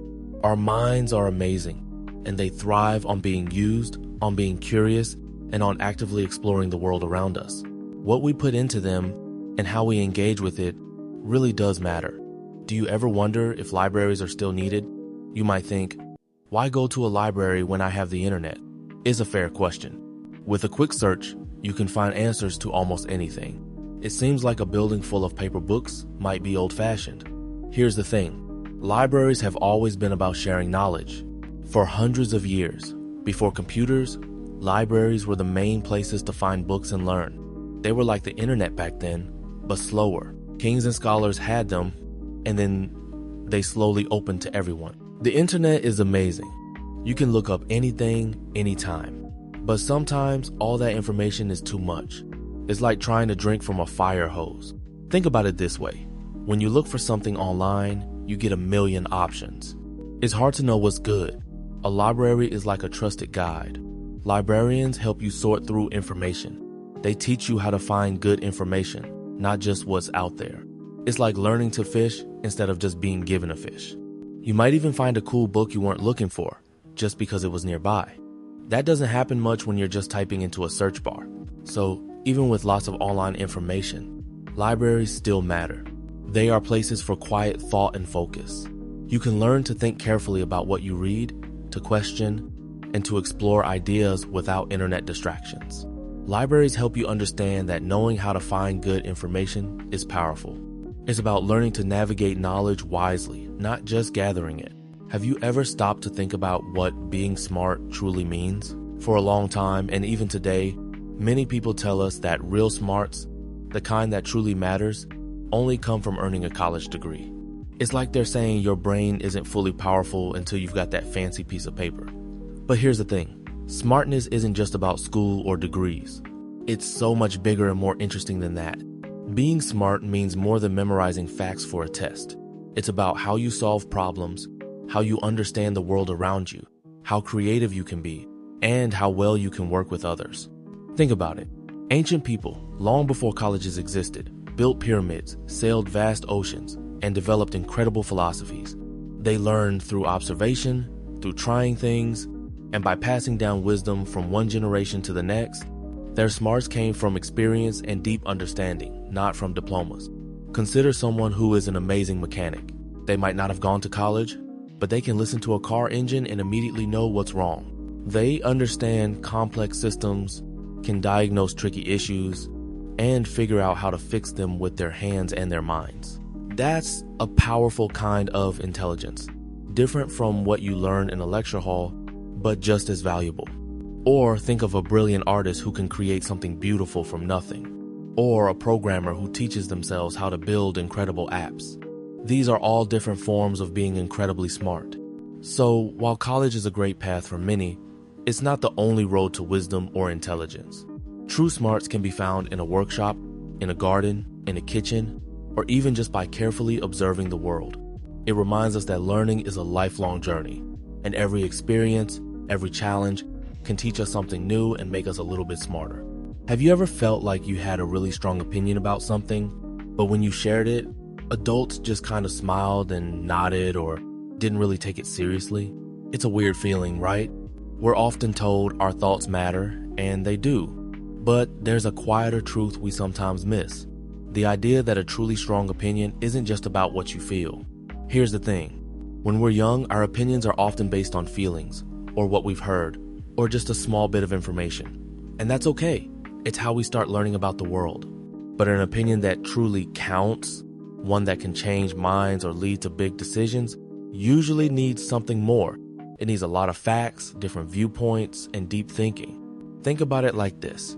If you're trying to figure out if a new medicine works, would you trust the opinion of someone who just feels it might work? Or would you trust a doctor who has studied for years, looked at tons of research, and done many tests? Way back, smart people like the ancient Greeks thought deeply about knowledge. They didn't just accept any idea. They asked why and how do you know? They believed true understanding came from careful study and proof, not just a gut feeling. And that's still true today. An opinion gets its power not just from how loud you say it, but from the solid ground it stands on. So imagine you're learning to bake. Your first opinion on how to make a cake might be, just dump everything in. But a master baker with years of experience has an opinion based on understanding ingredients, temperatures, and techniques. Their opinion, built on knowledge and practice, is likely to lead to a much better cake. Your opinion as a beginner isn't wrong, it's just not yet informed enough to guide the process. This isn't about shutting down your voice. It's about realizing that opinions, like muscles, grow stronger with exercise. The more you learn, read, question, and understand different sides of an issue, the more weight your thoughts gain. It means your opinions today are like seeds. With time, learning, and thoughtful reflection, they can grow into powerful trees of wisdom. It's a journey, and every thoughtful question you ask, every new thing you learn, adds strength to the opinions you'll form later. Your voice matters, and it's getting ready to matter even more.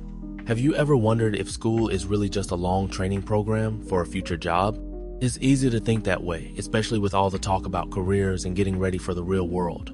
Many people truly believe that the main reason we go to school is to learn skills that will help us get hired and earn money later on. They see school as a direct path to a job, like a workshop where you build skills for specific tasks. But is that the whole story? Is that the only reason we spend so many years learning? If you look back in history, the idea of education was much broader than just job training. Think about ancient times, like in Greece or Rome. People didn't go to school just to become a specific kind of worker. They went to learn about philosophy, history, art, and how to be a good citizen. The goal was to build a well-rounded person, someone who could think clearly, understand the world, and contribute to their community. It was about developing your mind, not just your resume. Here's the thing. When you study something like the solar system in science class, or you read a novel that makes you think about different cultures, or you solve a complicated math problem that seems far from anything you do at a cash register, are you directly learning a job skill? Maybe not for every job, but you are learning how to question, how to reason, how to understand complex ideas, and how to connect with different perspectives. These are super important skills for any part of life, not just one specific job. So school isn't just about preparing you for a paycheck. It's about preparing you for life itself. It helps you grow into a curious, thoughtful person who can adapt to new challenges, appreciate beauty, and understand the world around you. It's about becoming someone who can think for themselves, explore new ideas, and build a meaningful life, no matter what path you choose. Have you ever sat through a big test, bubbling in answers, and wondered if it truly showed everything you know? These are those tests given in the same way to everyone, all across the state or even the country. The idea behind them is simple. If everyone takes the exact same test under the exact same rules, then the score should be fair. This means we can compare how well different schools or students are doing. It makes sense, right? Like using the same measuring tape for everyone. This way of thinking started because people wanted a fair way to check if schools were teaching certain important things. They wanted to make sure all students were learning basic skills and knowledge. So the goal was to be really objective, to take away any personal feelings or unfair ways of judging. But here's the thing, people are not all the same, and neither is learning. Imagine a school trying to pick the best chef by only giving everyone a test on how to bake a chocolate chip cookie. What if someone is amazing at making savory dishes, like a fantastic chili, or they can create a whole meal from scratch? The cookie test might tell you something about their baking skills, but it certainly wouldn't show off all their talents in the kitchen. Standardized tests can be like that. They measure a specific kind of knowledge, often what can be easily checked on a multiple choice sheet. But they don't always show creativity, how you solve real-world problems, or how well you work in a group. These are important parts of being smart and successful too. So, are standardized tests fair? They try to be, in one way, by giving everyone the same challenge. But fairness also means understanding that people learn differently and have different strengths. A test score is just one small picture, a moment in time showing a tiny piece of who you are and what you've learned. Your intelligence, your worth, your ideas, they are much bigger and more complex than any number on a test paper could ever capture. Have you ever felt like you should be learning a certain way? Maybe your teacher wants you to sit still, but your brain works better when you're drawing or moving. Here's the truth. The idea there's only one right way to learn is a big lie. It's like saying everyone must eat pizza with a fork. Our brains are unique. We each take in information differently. Some learn best by reading. Others need to hear things out loud. Some have to actually do something. And for others, talking it through with a friend is key. For a long time, especially in old schools, teaching often looked one way. Teachers talked, students took notes, tried to memorize facts. This worked for some, but for many, it felt like fitting a square peg into a round hole. People slowly realized humans are more varied. Educators understood that forcing one style on everyone makes learning harder. It can even make kids feel like they're not smart when they just learn differently. Imagine learning a new video game trick. One friend watches a YouTube tutorial, another jumps right in and tries it until they get it. A third reads every tip guide. All three learn the trick, but in their own way. None are wrong. Their method just fits how they learn best. So, what does this mean for you? It means you can explore. You can figure out what truly helps your mind click. Maybe you learn math better listening to music, or history makes more sense when you draw a timeline. Finding your own best way to learn isn't selfish, it's smart. It's about honoring how your brain works. That can make learning a powerful, joyful adventure for you. It's okay to be different. In fact, it's often your superpower. So, when you think about what you'll do after high school, do you ever feel like there's just one main path everyone expects? Like you finish high school, then you have to go to a 4-year college, right? This idea is super common. Many adults, even your parents or teachers, often talk about it. It's sometimes painted as the only real way to be successful. But here's the thing, that idea that everyone absolutely needs a 4-year college degree isn't entirely true. It's one of those big ideas we've just accepted without much thought. For a long time, especially after big changes in how we work, like when factories became huge, a college degree was seen as the gold standard. It meant you'd likely get a good, steady job, not manual labor. Society really pushed this. People believed it was the best way to move up, earn more, and get respect. It made sense for many back then, and it still does for some jobs. But the world has changed a lot. Think of it like building a cool treehouse. You could go to architecture school for years to design the perfect one, and that's valid. But maybe you just love to work with your hands. You could learn carpentry from online videos, ask someone experienced, and build an amazing treehouse yourself, learning as you go. Both could be awesome, right? One path isn't necessarily better. It's about what you need to learn for what you want to do. Many ways exist to get skills. Trade schools teach plumbing or welding, and apprenticeships let you learn on the job. Many good jobs don't even ask for a 4-year degree. So, what does this mean for you? Your path doesn't have to look exactly like everyone else's. You have choices. The real goal isn't just a piece of paper. It's to learn, to grow, and to find work you find meaningful. It's about discovering what lights you up and then figuring out the best way to get there, whether that involves a university classroom, a workshop, or somewhere else. It's about building a life that feels right for you, not just following one expected blueprint. Have you ever heard someone say that creativity is just for artists, musicians, or writers? Maybe you've thought it yourself, that unless you're painting a masterpiece or composing a song, being creative isn't really important for daily life or a future career. But here's the thing, that idea is a common misunderstanding. Creativity is much bigger than just making art. It's about finding new ways to solve problems, connecting different ideas, and looking at the world in fresh ways. It's truly a skill everyone uses, whether they realize it or not. Think back to the earliest humans. They didn't have blueprints or instruction manuals. When they needed to find food, build shelter, or protect themselves, they had to invent. They used their minds to come up with new tools, new hunting methods, or new ways to stay warm. That wasn't just survival. That was creativity in action. Or consider famous scientists like Marie Curie, who didn't just follow old rules but imagined how elements might behave in ways no one else had thought of. Her work was deeply creative. Here's a simpler example from your own life. Imagine you're given a school project, and the usual way of doing it feels boring or too hard. Instead of just giving up, you might think, what if I tried making a video instead of a poster? Or, what if I told a story instead of writing an essay? That moment, when you shift your thinking and try a different path, is creativity.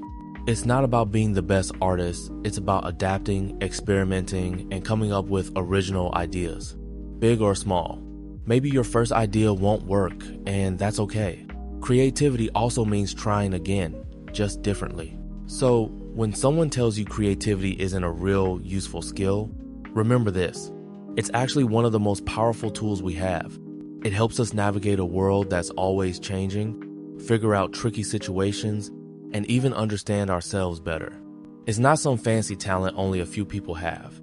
It's a way of thinking that helps us grow, learn, and build a better future for everyone. It helps us see possibilities where others might only see dead ends. Do you ever wonder why we have art class? Maybe it feels like a nice break, a chance to draw or paint something cool, a moment to just relax. And sure, art can be really fun. But here's the thing. Many people think art class is just that, a fun extra, not a serious part of learning. They believe it's not as important as math, science, or English. But that's a big misunderstanding about what art really teaches us. Art class isn't just about making pretty pictures. It's about learning to see things differently. It's about problem solving. When you're trying to draw a hand, you're not just moving a pencil. You're observing shapes, understanding light and shadow, and figuring out how to make something on a flat page look real. That's a serious skill. Think about history for a moment. For thousands of years, long before cameras or even writing as we know it, people used art to share ideas. Ancient cave paintings tell stories of hunts and daily life. Egyptian hieroglyphs weren't just writing, they were also complex pictures. Artists like Leonardo da Vinci weren't just painters, they were also scientists and inventors. They used drawing to understand the human body and design flying machines. For them, art and science weren't separate. They were deeply connected ways of exploring the world. So, how is this like your daily life? Imagine you're trying to figure out the best way to arrange your bedroom. You don't just throw stuff around. You think about what looks good, what makes sense, how to use the space. You're thinking like an artist and a designer, even if you don't realize it. You're using creativity and spatial reasoning to solve a real-world problem. Art helps us understand emotions, too. A painting can make you feel sad, or hopeful, or excited, without anyone saying a single word. It teaches us about different cultures and different ways of seeing the world. It gives us a way to express thoughts and feelings that might be hard to put into words. So, the next time you're in art class, remember it's more than just fun. It's a place where you learn to observe, to think creatively, to solve problems, and to express yourself in powerful ways. These aren't just art skills, they're life skills that help you understand yourself and the world around you, no matter what path you take. It helps you see the quiet beauty and the complex connections in everything. Have you ever been told that playing music or doing anything artistic isn't a real way to make a living? It's a common idea, right? Like, you should focus on subjects that seem more practical, because those are the only paths to a good job. But here's the thing, this idea that music won't ever get you a good job is one of those old beliefs that doesn't quite hold up. Music is deeply important, not just for fun, but for how our world works and how we connect. If you look back through history, people have always made music.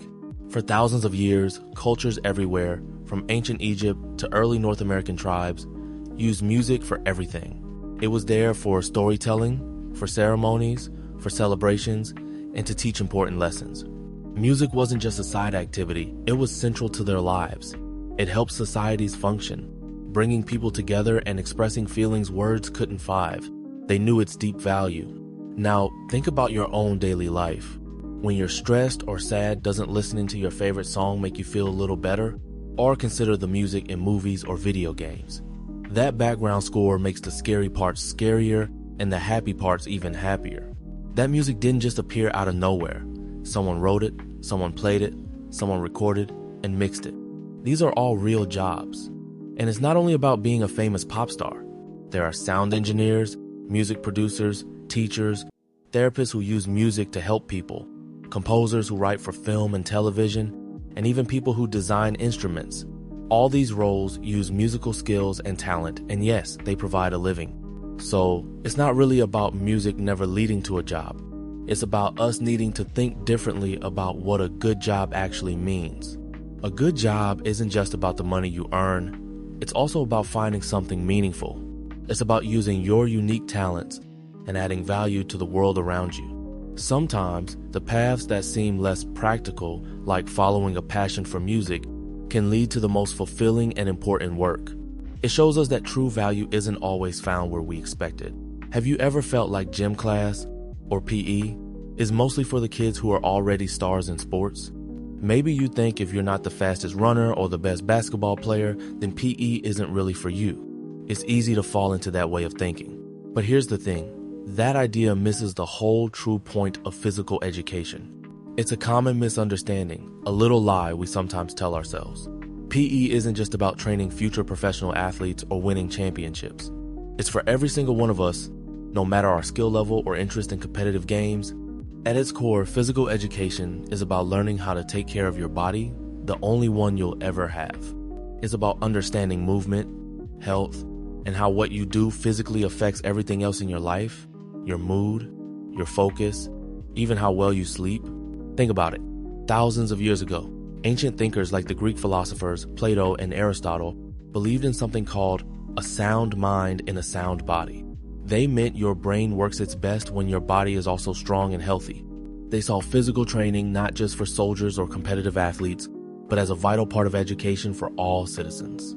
They knew being active helped people think clearer, feel better, and be more ready for life's many challenges. So, how does this apply to you, even if you'd rather read a book than run a mile? Imagine your brain is like a super powerful computer you carry around.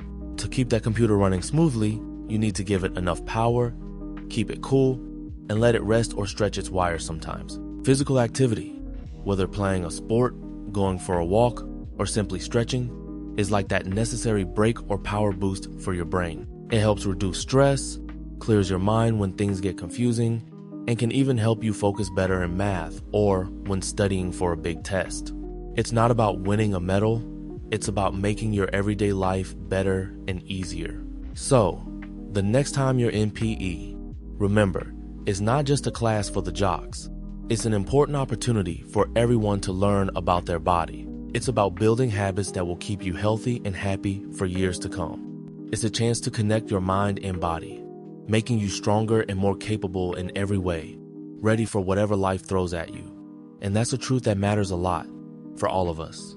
Do you ever get the feeling that real learning only counts if it happens inside a school building with a teacher talking at the front? It's easy to think that, right? But here's the thing. This idea that learning only happens in classrooms is one of those big education lies we sometimes believe. It makes us forget that the world itself is a huge open classroom, always ready to teach us.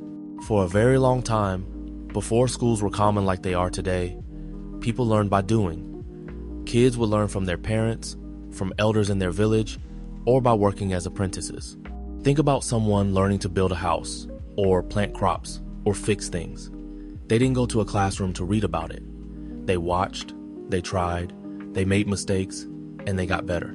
That hands-on experience, the simple act of trying something new, was how almost everyone learned for thousands of years.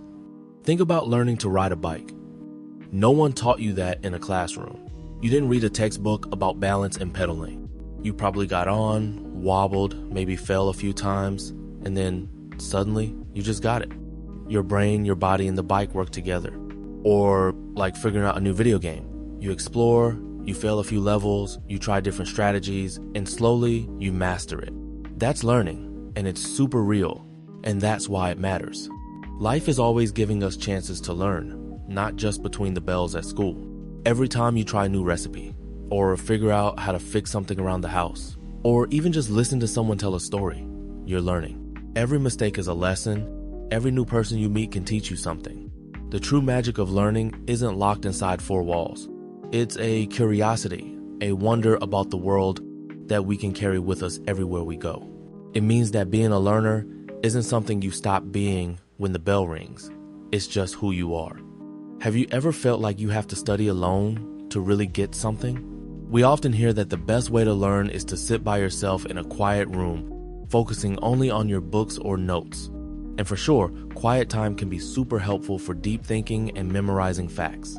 But here's the thing, is studying alone always the single best way to learn? For a long time, many people believed that true learning happened only when you were focused, without distractions, deep in your own thoughts.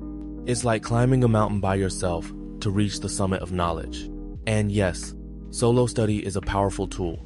It lets you go at your own speed and focus on what you find tough. But what if learning isn't just about what's inside your head? Think about history. In ancient Greece, philosophers didn't just read books alone. They walked and talked with their students, sharing ideas and asking questions out loud. Or imagine someone learning a trade, like building houses. They didn't just read a manual, they worked alongside a master, learning by doing, by watching, and by talking through problems. This wasn't solitary learning, it was shared. Here's an example you might know. Learning a new video game. You could read every tip guide by yourself, but sometimes playing with a friend, talking about strategies, or even just watching them play helps you understand the game way faster. When you explain a tough math problem to someone else, or when a friend explains it to you in their own words, something often just clicks. Your brain works in new ways when you're interacting. So While quiet study is definitely important, it's not the only way to learn, and it's not always the best. Sometimes, learning is a team sport. It's about sharing ideas, getting new viewpoints, and even teaching others. Different topics and different people learn best in different ways. The real lesson might be that a mix of approaches, including learning with others, can actually make you smarter and help you understand things more deeply. It's about finding the right tools for your unique learning journey. Have you ever worked in a group for a school project? Maybe you thought it would be super easy, a chance to share the load. But then, sometimes, it just wasn't, right? Here's the thing about group work always being fair and productive. It's a nice idea, but not always true. We're taught that combining brains means a perfect outcome. Everyone pulls their weight, everyone agrees, and the result is amazing. This idea suggests that teamwork automatically fixes problems and makes everything better. Ancient Greek thinkers like Aristotle talked a lot about people working together. He believed that humans are social animals and that we thrive in communities. The idea was that when people gather, they can achieve more than alone. This thought led to the belief that working together is always the best way, like a perfect machine. Think about a soccer team. Everyone has a role, right? A goalie, defenders, forwards. If everyone does their part, the team usually does well. But what if one player doesn't try as hard? Or two players argue about who gets the ball? Or maybe some players are really strong and others are just starting out. The team is there, but the outcome might not be fair. One person might do most of the work, while another just watches. The project is done, sure, but the effort wasn't spread out and maybe some feelings got hurt. So the truth is, group work can be great. It can teach you how to listen, how to compromise, and how to help others. But it's not magic. It takes effort from everyone involved and a willingness to be understanding. It's about learning that working together isn't just about sharing a task. It's about sharing responsibility and sometimes the frustration too. It's a skill you learn, not just something that happens naturally. And that's why it matters to think about it this way. Have you ever heard someone say you really need a teacher to learn anything truly important? It's easy to believe that all the deep knowledge comes from a book or an expert standing at the front of a room, and teachers are amazing, for sure. They guide us, share facts, and help us understand complicated ideas. But here's the thing. Some of the most important lasting lessons aren't just given to you. You actually teach them to yourself. This idea isn't new. Long ago, thinkers like the ancient Greek philosopher Socrates believed that true understanding comes from within. He didn't just tell people answers. He asked them questions. He wanted them to dig deep and figure things out for themselves. It wasn't about being lectured. It was about exploring, questioning, and realizing things on your own. That's a powerful kind of learning. Think about learning to ride a bike. Someone can explain balance, show you how to push off, and maybe even hold on to the back for a bit. They can give you all the instructions, but you don't really learn to ride until you get on, wobble, maybe fall, and then suddenly your brain and body click. You feel the balance, you adjust, you figure out the rhythm. That's not just a teacher telling you. That's you teaching your own body and mind. You're trying, failing, and adapting, making the knowledge truly your own. So while teachers open doors to knowledge, walking through those doors and making discoveries is often up to us. The lessons that stick the most, the ones that truly shape who we are and what we understand about the world, often come from our own curiosity, our own efforts, and our own journeys of figuring things out. It's a quiet but mighty kind of power, knowing you can find profound understanding within yourself. Have you ever felt like if you messed up, truly blew it on something important, that was it? Like the door just slammed shut and there was no going back? Many of us grow up feeling like failure is this giant stop sign, a sign that says game over. We're often taught, sometimes without words, that making a big mistake means you're just done, that your chance is gone forever. This idea can make trying new things really scary, because who wants to reach an absolute dead end? But here's the thing, that idea might not be the whole truth. Think about it like this. For a long time, people have been learning and growing. And a huge part of that journey, from ancient inventors to today's scientists, has involved things not working out the first time. They knew that often, the path to getting something right is paved with lots of attempts that didn't quite hit the mark. It's like a famous inventor once said about his work: he didn't fail. He just found thousands of ways that didn't work. Consider learning to ride a bike. When you first started, did you just hop on and ride perfectly? Probably not. You wobbled, you might have scraped a knee or two, maybe you fell down a few times, but those falls weren't the end of your cycling dream, were they? Each little type over taught you something important: how to balance better, how to steer, how to push off more smoothly. You didn't stop because you fell. You got back on, a little wiser, and tried again. So maybe failure isn't a final stop. Maybe it's more like a really important lesson or a detour sign that helps you find a better way. It can be a chance to pause, look around, and then choose a different path forward, often with more wisdom and strength than you had before. It's not the end of your road. It's often just another step on it. Have you ever felt like you needed to blend in, to be just like everyone else? It's a common feeling, isn't it? For a long time, many people were taught that standing out wasn't good. They heard that being different or unique could cause problems, that it might make you an outsider. The idea was that being the same as the group, or normal, kept things safe and orderly. It's like how, for centuries, many societies valued everyone fitting into strict roles, believing that any deviation would cause chaos or weakness. But here's the thing: this idea is a lie. If you think about it, the world isn't built on everything being exactly the same. Imagine a garden where every single flower was identical, or a forest where every tree was the same height and species. How boring would that be? And would it even be healthy? No, a garden thrives because it has different colors, shapes, and sizes of flowers. A forest is strong because it has many kinds of trees, plants, and animals, all playing different roles. It's the same with people. Each of us is like a unique plant in that big, wide garden of humanity. Your own special way of seeing things, your unique thoughts, your particular talents. These aren't weaknesses. They are what make you, you. They add to the richness of the world around you. When everyone is encouraged to be themselves, to bring their own distinct flavor, the whole group becomes stronger and more interesting. So your individuality isn't a problem to be fixed. It's a gift, a quiet strength waiting to be shared. Ever wonder why school rarely seems to care about what truly excites you outside of class?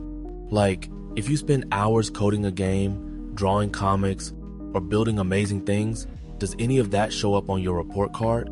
It often feels like your passions don't really matter in school. And for a long time, many of us were told this, directly or indirectly. Here's the thing. Traditional school systems were mostly designed to teach everyone the same facts and skills. Think about it. Long ago, when schools started, the idea was to prepare people for common jobs or a shared base of knowledge. It was like a factory model, making sure everyone learned the same basics. This meant there wasn't much room for individual curiosities or talents that didn't fit standard subjects. So, if you loved exploring old maps or spent free time making music, school often didn't have a place to value that spark. Imagine you're really into learning about space, way beyond your textbook. You read articles, watch documentaries, maybe even try to build your own telescope. You're learning tons. But then in class, you're expected to memorize history dates or math formulas.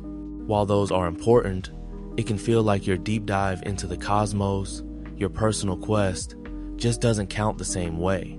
It's like school is one path, and if your interest takes you off it, it's not seen as valuable learning. But here's what's powerful and true. Your personal interests are actually where a lot of your real growth happens. That inner spark, that curiosity driving you to learn something just because you love it, is incredibly important. It's how people discover new things, invent amazing solutions, and find their unique path. The world isn't built only by people who followed a standard textbook. It's also shaped by those who chase their own burning questions. So, keep nurturing what makes you excited. That's your special kind of genius, and it matters more than you might think. Have you ever been in a situation where everyone around you was doing one thing, and even if you had a different idea, you just went along with it? Maybe it was choosing a project topic or picking a place to eat lunch. There's this idea we often hear that it's always best to just follow what the majority does. It feels like the safest choice, doesn't it? Like there's safety in numbers, and if everyone else is doing it, it must be right, or at least less risky. This way of thinking isn't new at all. For a very long time, humans have lived in groups. Back in ancient times, if you were alone, you were truly in danger. Being part of the crowd meant protection, finding food, and staying safe from threats. So, our brains learned that sticking with the group was a good survival strategy. This feeling still pops up today. There was a psychologist named Solomon Asch who did experiments showing how easily people change their minds to match the group even when they know the group is wrong. He called it conformity. It's a powerful pull. Think about it this way. Imagine you're walking in a busy hallway at school. Most kids are walking on one side. Even if you're thinking about taking a shortcut through the middle, you'll probably just stick to the side everyone else is on. Why? Because it feels easier, less likely to cause a bump, and just generally safer. It's the path of least resistance. But here's the thing. While following the crowd can feel safe in the moment, it doesn't always lead to the best place for you. Sometimes, the crowd is going in a direction that isn't right. Or maybe it's just not the right direction for your own journey. True safety and real growth often come from thinking for yourself, from sometimes stepping off the most traveled path. It's about using your own mind to decide, even when it feels a little less comfortable to do so. That's where you find your true north. Have you ever noticed how different people see the same thing in different ways? Like, one person might think a certain movie is the best ever, while another thinks it's just okay. This happens all the time, even with things that seem very clear. So, here's the thing. While we often hope our teachers are completely neutral, seeing everything fairly, it's actually not quite possible for anyone, including them, to be totally unbiased. To be unbiased means to not let your personal feelings, experiences, or beliefs influence how you think about something or someone. It's like trying to see things with a perfectly clear lens without any smudges or tints. But humans, we're built with feelings and past experiences. Every person carries a unique history in their mind, which shapes how they see the world. Think of it like this. If you love dogs because you grew up with a friendly one, you might automatically feel good about all dogs. But someone who had a scary experience with a dog might feel nervous around them, even if a new dog is perfectly sweet. Neither person is wrong, their past just tints their view. This idea isn't new. Philosophers have talked for a long time about how our minds work and how we often see what we expect to see or what fits with what we already believe. It's called confirmation bias in psychology, which just means we tend to look for information that confirms what we already think. For teachers, this might mean they subconsciously favor a teaching method they believe in strongly, or a student who reminds them of someone positive, or even find certain subjects more exciting than others. It doesn't mean they're trying to be unfair. It just means their human brain is working in its natural way. So, while teachers work hard to be fair and teach as well, remember that everyone has their own unique lens. Understanding this can help us think more critically about everything we learn and appreciate that different perspectives add richness to our world rather than take away from it. It's about seeing the full picture with all its beautiful human complexities. Have you ever felt like school is kind of its own little world? Like you spend all day there, learning things, following rules, and then you step outside and everything feels different, almost a bit less structured? That feeling points to a common idea that school is a bubble. Here's the thing about that idea. It suggests school is this very protected, often organized place. It's designed to be orderly and predictable. You have specific subjects like math or history, clear assignments with due dates, and often a single, clear right answer for problems. That's how it works inside this school world. But here's the problem. Real life isn't always like that. Out there, beyond the school gates, problems don't always have one perfect, easy answer. Sometimes, there are many good ways to solve something, or maybe no easy solution at all. Life often throws curveballs you didn't study for. In the past, schools were often set up this way to help people learn very specific skills or knowledge in a controlled environment, almost like a science lab. The goal was to keep distractions out, to make a safe space where you could focus just on learning foundational concepts and rules without the messy chaos of the outside world. Think about learning to ride a bike. Maybe you started on a quiet sidewalk or an empty park path, right? That's like the school bubble. It's a safe place to practice balancing, steering, and braking. You get to learn the basic moves in a controlled setting, where falling down isn't too scary. But then, you take your bike onto a busy street. There are cars, unexpected bumps, other riders, and sudden stops. That's real life. You have to react quickly, deal with lots of unpredictable things, and use all those basic skills you learned in the park in a much more complex and flowing way. So, understanding that school is a bit of a bubble isn't about saying school isn't important. It's more about knowing that school gives you the essential tools and a valuable practice field. It's where you build your skills and gather knowledge. But it's up to you to figure out how to really use those tools and skills in the wild, ever-changing world outside the classroom. It reminds us that real learning also happens everywhere else, all the time in your home, with friends, and just by living. School is a big part of your journey, but it's just one important piece of your whole life's grand adventure. Have you ever heard that? Someone telling you that your ideas don't count yet, or that you need to be older to really change the world? It's a common thought, and it feels true sometimes. But here's the thing. It's one of those ideas that isn't quite right.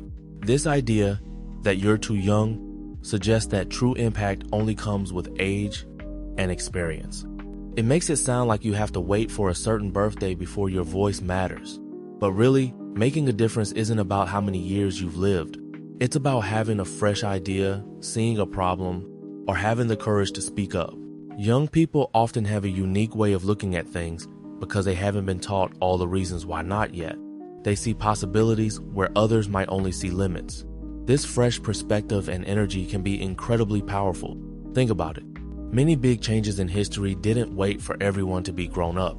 Sometimes, the most important movements started with people who were underestimated because of their age. They saw something unfair and decided to act, even when older people told them to wait their turn. The most insightful questions often come from those who haven't yet learned to stop asking. Imagine a tiny seed pushing through hard ground. It doesn't ask if it's old enough to grow into a tall tree. It just pushes, using its small strength, reaching for the light. Or think about a small project at school. Maybe you and a few friends decide to start a recycling program or collect books for younger kids. At the start, it's just a small group, a few bins, a handful of books. But soon, other students join in, teachers help, and suddenly, the whole school is doing it. That big change started with your small idea and your action. Your age doesn't define your ability to create a ripple effect. Every big wave starts with a tiny drop. Your thoughts, your actions, your passion, these are powerful, no matter how old you are. Don't let anyone tell you that you're too young to care or too young to try. The world always needs new eyes and fresh energy, and that often comes from people just like you. So, keep dreaming, keep questioning, and know that your voice truly matters. Have you ever heard someone say that money is the most important thing? Or that if you're not rich, you haven't really succeeded in life? This idea that money is the only true measure of success is a common belief we sometimes hear. It suggests that your bank account balance tells the whole story of how well you're doing, and that without a lot of cash, you're somehow falling short. It's like thinking that the final score of a game is the only thing that matters, ignoring all the teamwork, effort, and fun that happened along the way. But here's the thing. People haven't always seen success this way. For thousands of years, long before big banks and global economies, success might have been measured by your wisdom, how well you cared for your community, or even just how much food you could grow for your family. Think about great thinkers or artists from history. Many weren't wealthy, but their ideas or creations still impact us today. They found success in contribution, not in currency. Money is a tool, a way to exchange goods and services, but it isn't the only thing that holds value in life. Think about someone you admire. Maybe it's a coach who teaches you about perseverance, or a friend who's always there for you, or an artist who creates beautiful things. Do they have to be millionaires for you to see them as successful? Probably not. Their wealth might be in their kindness, their talent, or their ability to inspire others. Just like a beautiful garden isn't measured only by how many expensive tools the gardener owns, but by the vibrant life it holds, our own success isn't just about what we collect. So maybe we can see success not just as a number in a bank, but as something much broader. It could be the joy you find in learning, the strength of your friendships, the good you do for others, or simply the peace you feel inside. It's about building a life that feels truly rich to you in all the ways that matter most. Have you ever stopped to think about how much we connect our feelings to our report cards? It's a common idea that getting good grades automatically means you'll be happy. For a long time, maybe even for centuries, societies have told us that success, often measured by things like grades, leads straight to joy. But here's the thing, happiness isn't quite that simple. The idea that good grades are the direct path to happiness is a bit of a trick our minds play on us. We work hard, we study, we get that A, and for a moment we feel a rush of pride. And that's good, but that feeling is often short-lived. True happiness, the kind that sticks around, comes from something much deeper than a score on a test. Think of it like this. Getting an A is like winning a gold medal in a sprint race. It's an amazing achievement, and you feel great at that moment. But just having that medal doesn't make every single day of your life joyful. You still have ups and downs, good days and bad days. Real happiness, often talked about by thinkers for thousands of years, isn't just about reaching goals. It's more about how you live your life, how you grow, and how you connect with the world around you. It's about being curious, learning for the sake of learning, and finding joy in the small, everyday moments, not just the big wins. You might know someone who gets straight A's but is always stressed, or someone who struggles in a subject but loves helping others and feels really good about that. That's a powerful lesson. So while working hard and doing well in school is important for your future, remember that your worth and your happiness isn't decided by a letter on a paper. It's about who you are, what you learn, and how you choose to experience the world. Your journey, your effort, and your kindness matter far more for true happiness than any grade ever could. Think about your friends right now, the ones you hang out with in the halls or at lunch. Maybe you imagine you'll always be this close, sharing everything forever. It's a comforting idea, isn't it? This thought that the people you connect with so deeply in high school will be the ones by your side no matter what is a common one. But here's the thing. While some high school friendships absolutely do last a lifetime, it's not a definite rule for all of them. And that's not a bad thing. It's just part of growing up. Historically, people's lives were often more rooted in one place. You might have lived your whole life in the same town, with the same people around you.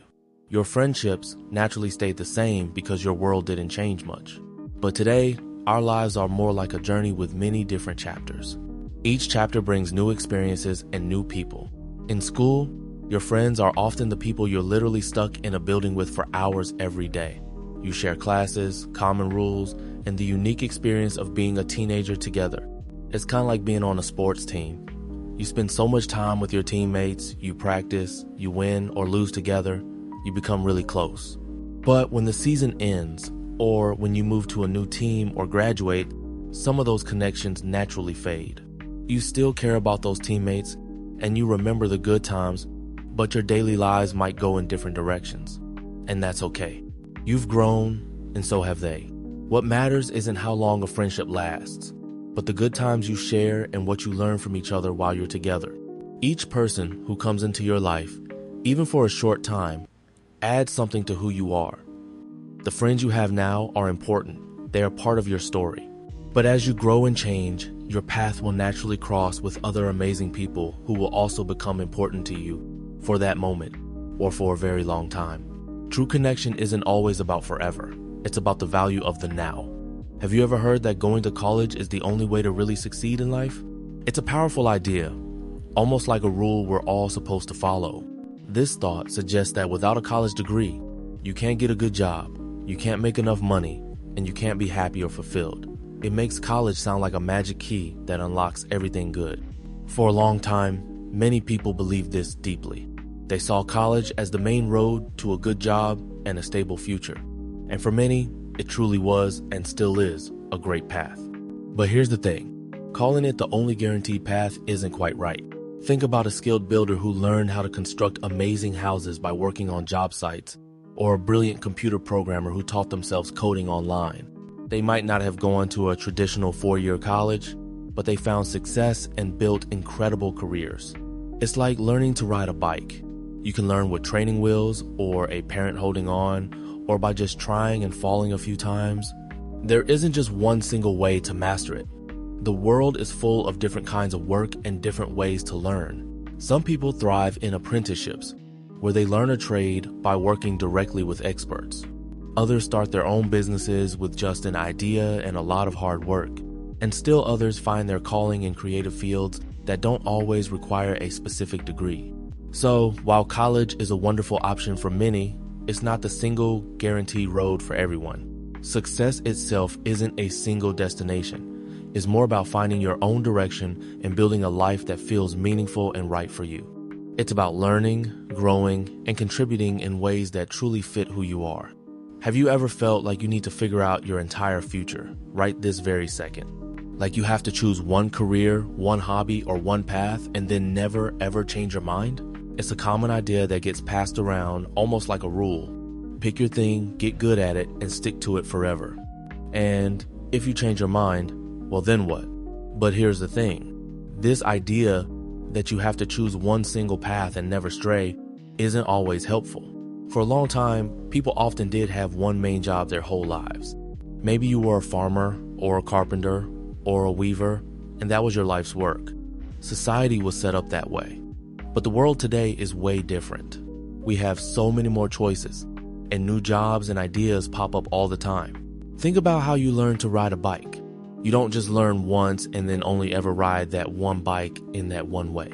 You get better, you might try a different kind of bike, or even switch to skateboarding. Or consider a scientist who spends years studying tiny insects. They might become an expert, but then later on they might get really curious about something completely different, like stars or ocean currents. Does that mean their insect studies were a waste? No way. It just means they grew and their interests changed.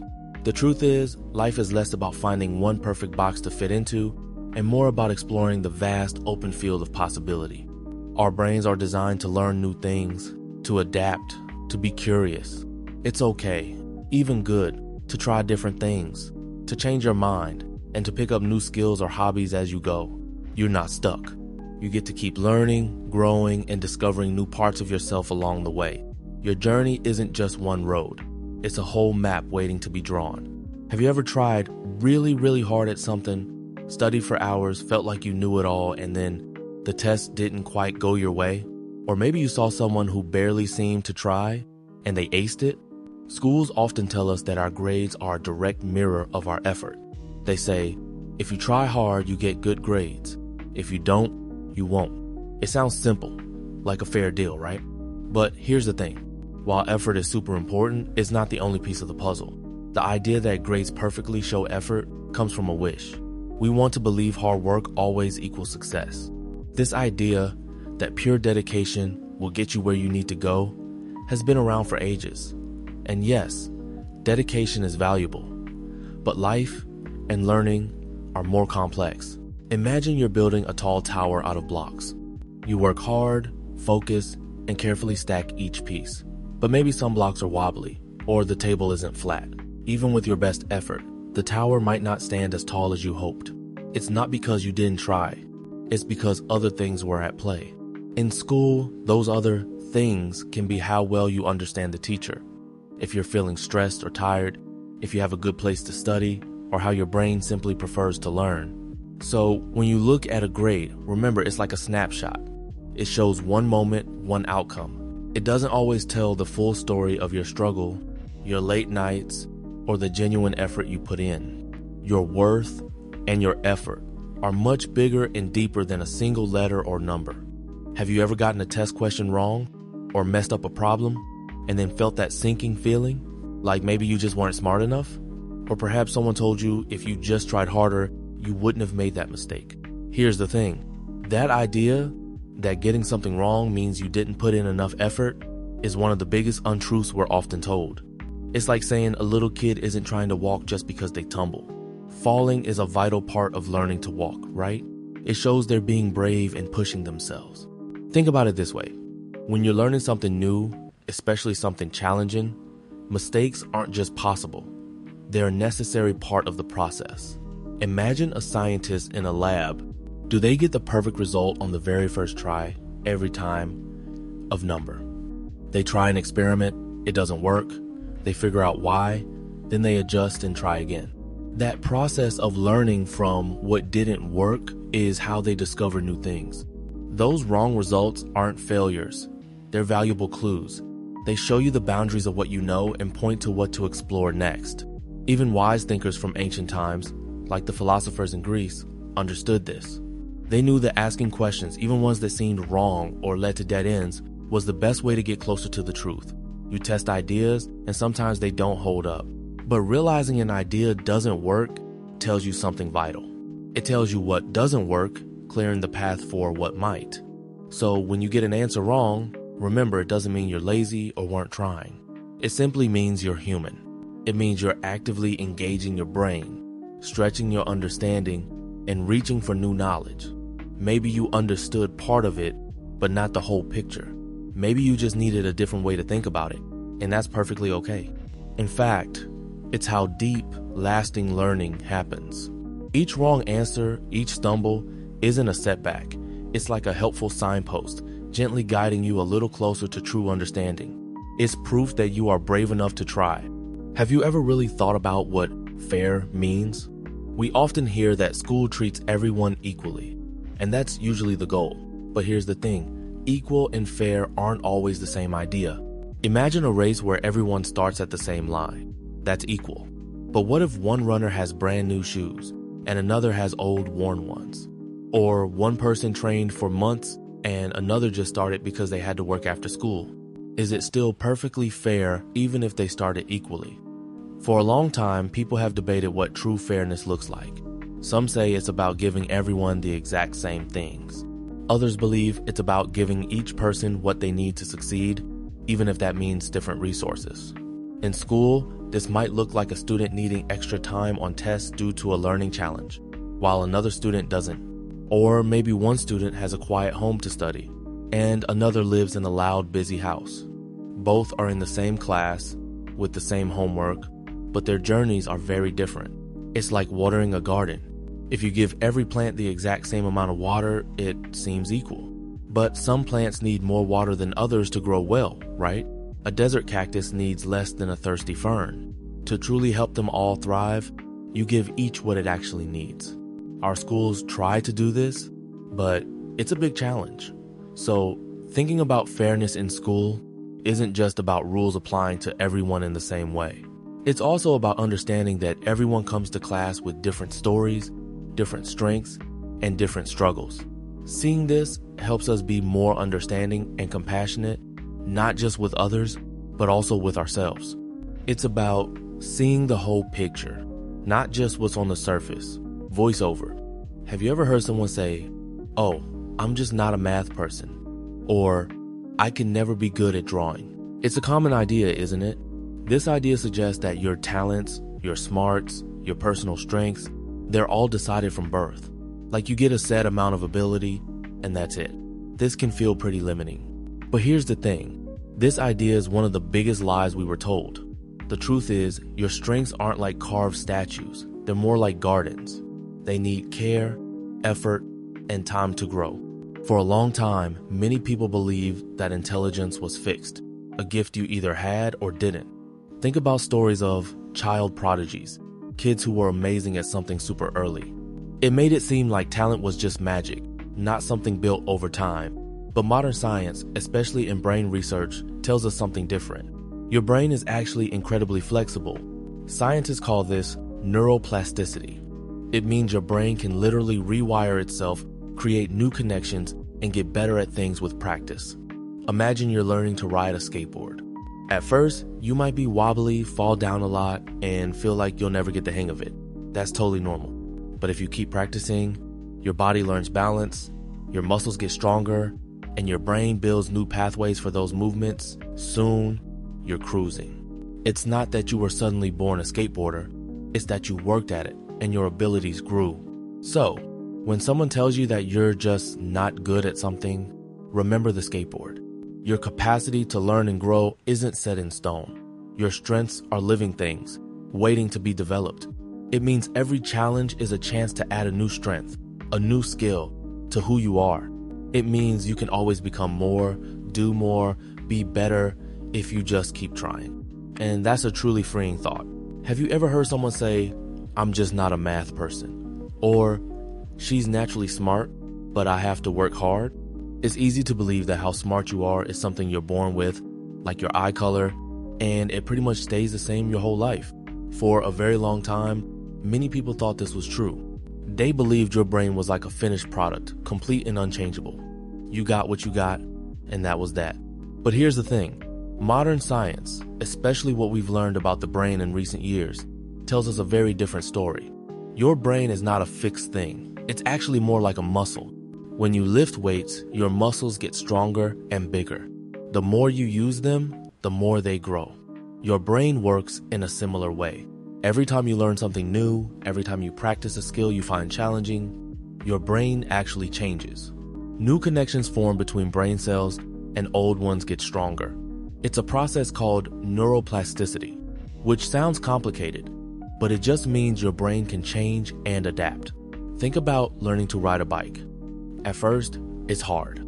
You wobble, you fall, but you keep trying. You practice balancing, pedaling, steering, and slowly, your body learns. Your brain figures out how to coordinate everything. You don't just get how to ride a bike one day because you were born knowing. You learn by doing, by trying, and sometimes by failing.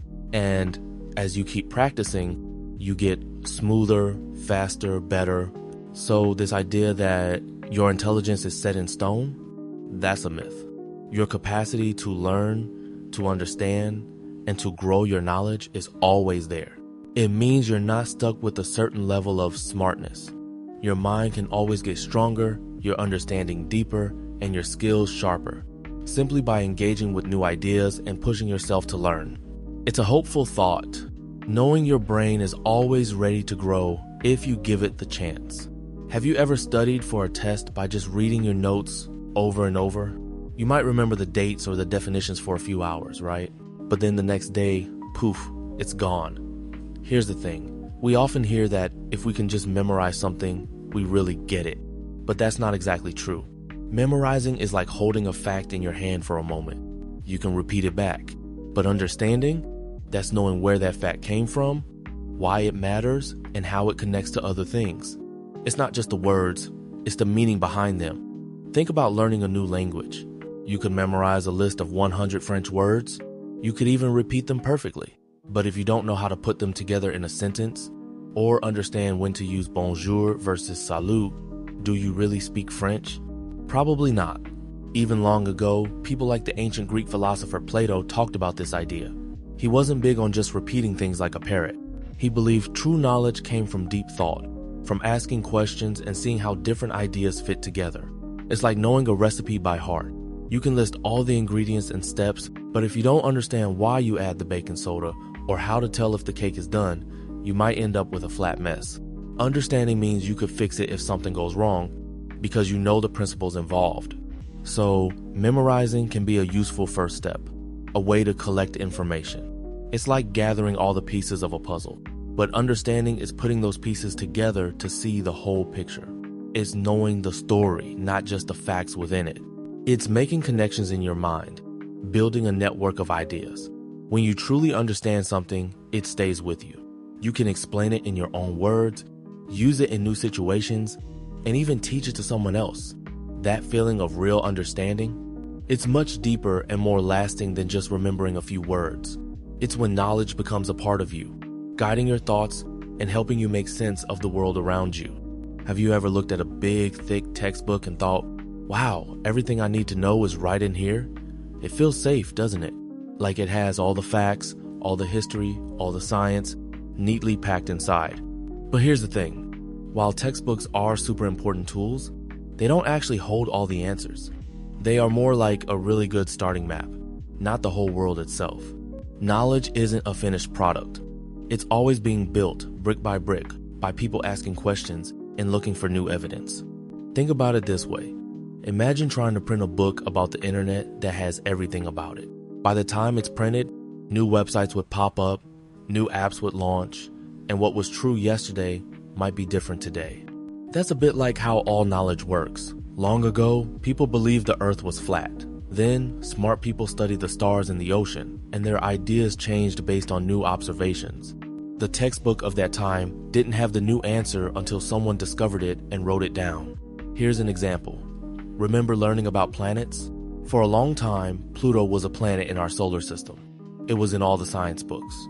Then, scientists learned more about space, found other objects similar to Pluto, and decided it fit better into a different category. It's now a dwarf planet. The old textbooks had one answer, but new discoveries changed it. This doesn't mean the old book was wrong, just that our understanding grew and became more accurate. So a textbook is like a really amazing tour guide showing you the main attractions. It points out important places and tells you cool stories.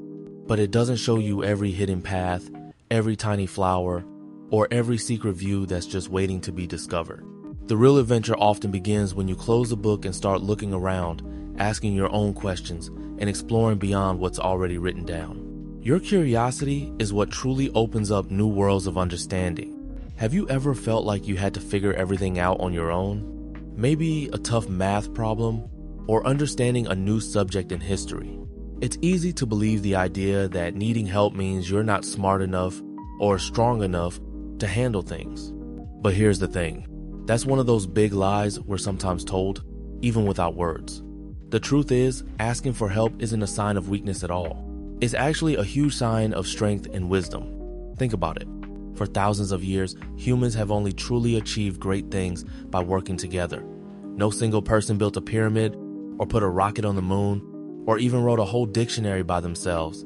Our history is full of people sharing knowledge, asking questions, and lending a hand. Early thinkers would discuss ideas in groups, knowing that different viewpoints made their understanding stronger. They knew that relying on others for specific skills or knowledge was just smart. Imagine you're trying to build a really complex model airplane. You could spend hours struggling alone, getting frustrated. Or you could ask a friend who's built one before. Or even look at the instructions, which were written by someone else to help you. That quick question or glance at the guide isn't weakness. It's a shortcut to success. It saves time, prevents mistakes, and helps you learn faster. It shows you're serious about getting the job done well, not just proving you can suffer alone. So, when you reach out for help, whether it's for a school assignment or just understanding a confusing feeling, you're not showing you're weak. You're showing you're courageous enough to admit you don't know everything and smart enough to know where to find the answers. That's a powerful move. It opens doors, builds connections, and helps you grow much more than struggling in silence ever could. It's a sign of real wisdom. And that's something to be proud of. Ever feel like you have to be doing something every single minute of the day? Like if you're just sitting there, maybe thinking or staring out the window, you're doing something wrong? This idea that you should always be busy is something many of us grew up hearing. It's like a quiet rule that whispers, being active, rushing around, always having a task means you're important or successful. If you're not busy, maybe you're lazy, right? For a long time, especially as societies became more about work and making things being busy became a huge sign of value. People thought that resting too much meant you weren't contributing enough. It was all about doing, producing, and getting stuff done. Back then, being productive meant things got built and families could eat. And so, the idea of constant motion stuck. Think about your own schedule. It's often packed. School, homework, sports, clubs, then maybe video games, social media, family chores. It feels like there's always something to do. And if there isn't, you almost feel guilty. Like, oh no, I have free time. What should I fill it with? It's like our brains are told that empty space is bad. But here's the thing. When plants grow, they need sunlight, sure, but they also need quiet darkness to grow strong roots and truly thrive. So what if being truly busy isn't just about constant motion? What if it's about moments of calm too? Sometimes the most important work our brains do happens when we're just still, thinking, dreaming, or simply letting our minds rest. That quiet time isn't empty. It's when our ideas can form, our batteries recharge, and we figure out what really matters. It's okay to just be. Have you ever noticed how some kids in class always raise their hands, always have an answer, or seem to be talking things through? And then there are others, maybe like you, who sit back, listen, and think. Sometimes it might feel like the loud kids are the ones really getting it, or that teachers prefer them. But here's the thing. That idea that quiet kids don't learn as much isn't true. Learning isn't just about speaking up. It's also about listening, observing, and letting ideas settle inside your mind. A quiet student might be thinking deeply, connecting new information, or exploring a concept in their head after class. Their learning often happens inward, in a space others don't see. It's like building a strong, silent foundation. Many wise people throughout history were known for listening more than talking. Thinkers like Isaac Newton, who figured out gravity, weren't known for shouting their ideas. He spent lots of time alone, quietly watching an apple fall, then thinking deeply. His big discoveries came from deep, personal focus, not from being the loudest. Imagine a scientist watching a tiny insect under a microscope. They don't shout out every observation. Instead, they patiently watch, take notes, and process what they see. That quiet focus helps them truly understand. Or think about reading a good book. You read it quietly, letting the words unfold in your mind. That's a powerful form of learning. So, being quiet doesn't mean you're not learning. It often means you're learning differently, even more deeply. You're creating space for thoughts to grow, for understanding to build inside you. A quiet mind is often a very busy and productive place. And that's why it matters. Valuing all kinds of learning helps us see the true strength in everyone. Have you ever felt like you had to be amazing at everything in school? Like straight A's in math, science, history, English, art, music, and PE? It's a common feeling, right? This idea that you must master every single subject is one of those education lies we sometimes hear. Here's the thing. Nobody is truly excellent at absolutely everything. And that's okay. In fact, it's how the world works. For a long time, people thought being well-rounded meant knowing a lot of things. That's still true. It's good to have general knowledge. But the idea that you must be a top performer in every single subject, that's a newer pressure. Back in the day, if you were a great farmer, that was your skill. If you were a fantastic builder, that was your job. They didn't expect you to also be a poet and a scientist. Our modern world is huge. There are so many kinds of knowledge. It's impossible for one person to hold it all. Imagine a famous chef. They might be brilliant at cooking, creating amazing flavors, and running a kitchen. But do they need to be an expert in advanced physics or fluent in ancient Greek to be successful? Probably not. Their strength lies in their passion for food, and that makes them valuable. Or think about a basketball player who's incredible on the court but struggles with algebra. Does that make them less valuable? Number. Our brains are wired in different ways. We naturally lean towards certain skills and interests. So here's what I found.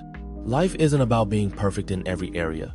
It's about finding what sparks your curiosity, what you truly enjoy, and what you're naturally good at. It's about building on those strengths. The world needs people amazing at specific things, whether that's solving complex math, writing beautiful stories, or creating stunning art. It's okay to have subjects that feel harder or less interesting. Your unique mix of strengths is what makes you, well, you, and that's your real power. Have you ever sat in class, maybe in history or science, and felt like school was just a big funnel, pouring facts and dates straight into your brain? It can really feel like that sometimes, like your head is just a storage unit for information. But here's the thing. School is much, much more than simply memorizing stuff for a test. Think about it this way. When you learn to play a sport, do you just read the rule book? No, right? You practice dribbling, passing, shooting. You learn how to work with your teammates, how to react when things go wrong, how to keep trying even when you're tired. The rules are important, but they're just a starting point. The real learning happens when you put those rules into action, when you develop skills, and when you learn to think quickly under pressure. In the same way, school isn't just about collecting facts. It's about building skills. It teaches you how to think critically, to ask good questions, and to solve problems. It shows you how to work with others even when you don't agree. But silence can mean many different things. Imagine you're in science class, and the teacher just explains something complicated. You might be totally quiet. Are you being respectful? Maybe. But you could also be quiet because you're confused, or trying hard to understand, or even a little bit lost. Your brain is just working overtime. Sometimes, silence means the student is shy and doesn't feel brave enough to speak up. Or sadly, some students are quiet because they're afraid to make a mistake or ask a dumb question. They might be quiet because they don't feel safe enough to share their thoughts. not because they're showing deep respect.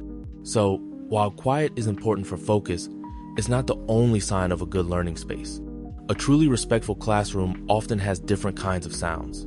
It might have the low hum of groups working, or the soft murmur of students helping each other. Maybe even excited talk when someone finally understands a tough idea. Real respect comes when everyone feels safe enough to be themselves, whether quietly thinking or bravely sharing. It's about honest engagement, not just perfect quiet.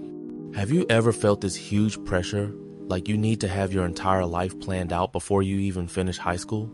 It's a common idea, almost like a silent rule everyone believes, that by the time you're 18, all your big choices are made and your path is set. Here's the thing, this idea is a pretty big lie. The belief that your future is fixed so early means that whatever you decide right now, what subjects you like, what club you join, what career you think you want, is supposed to be your destiny. It tells us that growing up means picking one road and sticking to it forever. But life isn't a single track. For a long time in history, maybe it felt a bit more like this. If your parents were bakers, you might learn to bake. If you lived in a small village, your world was pretty much that village. People often followed the same path as their families or their neighbors. There weren't as many sudden changes or new ideas popping up all the time.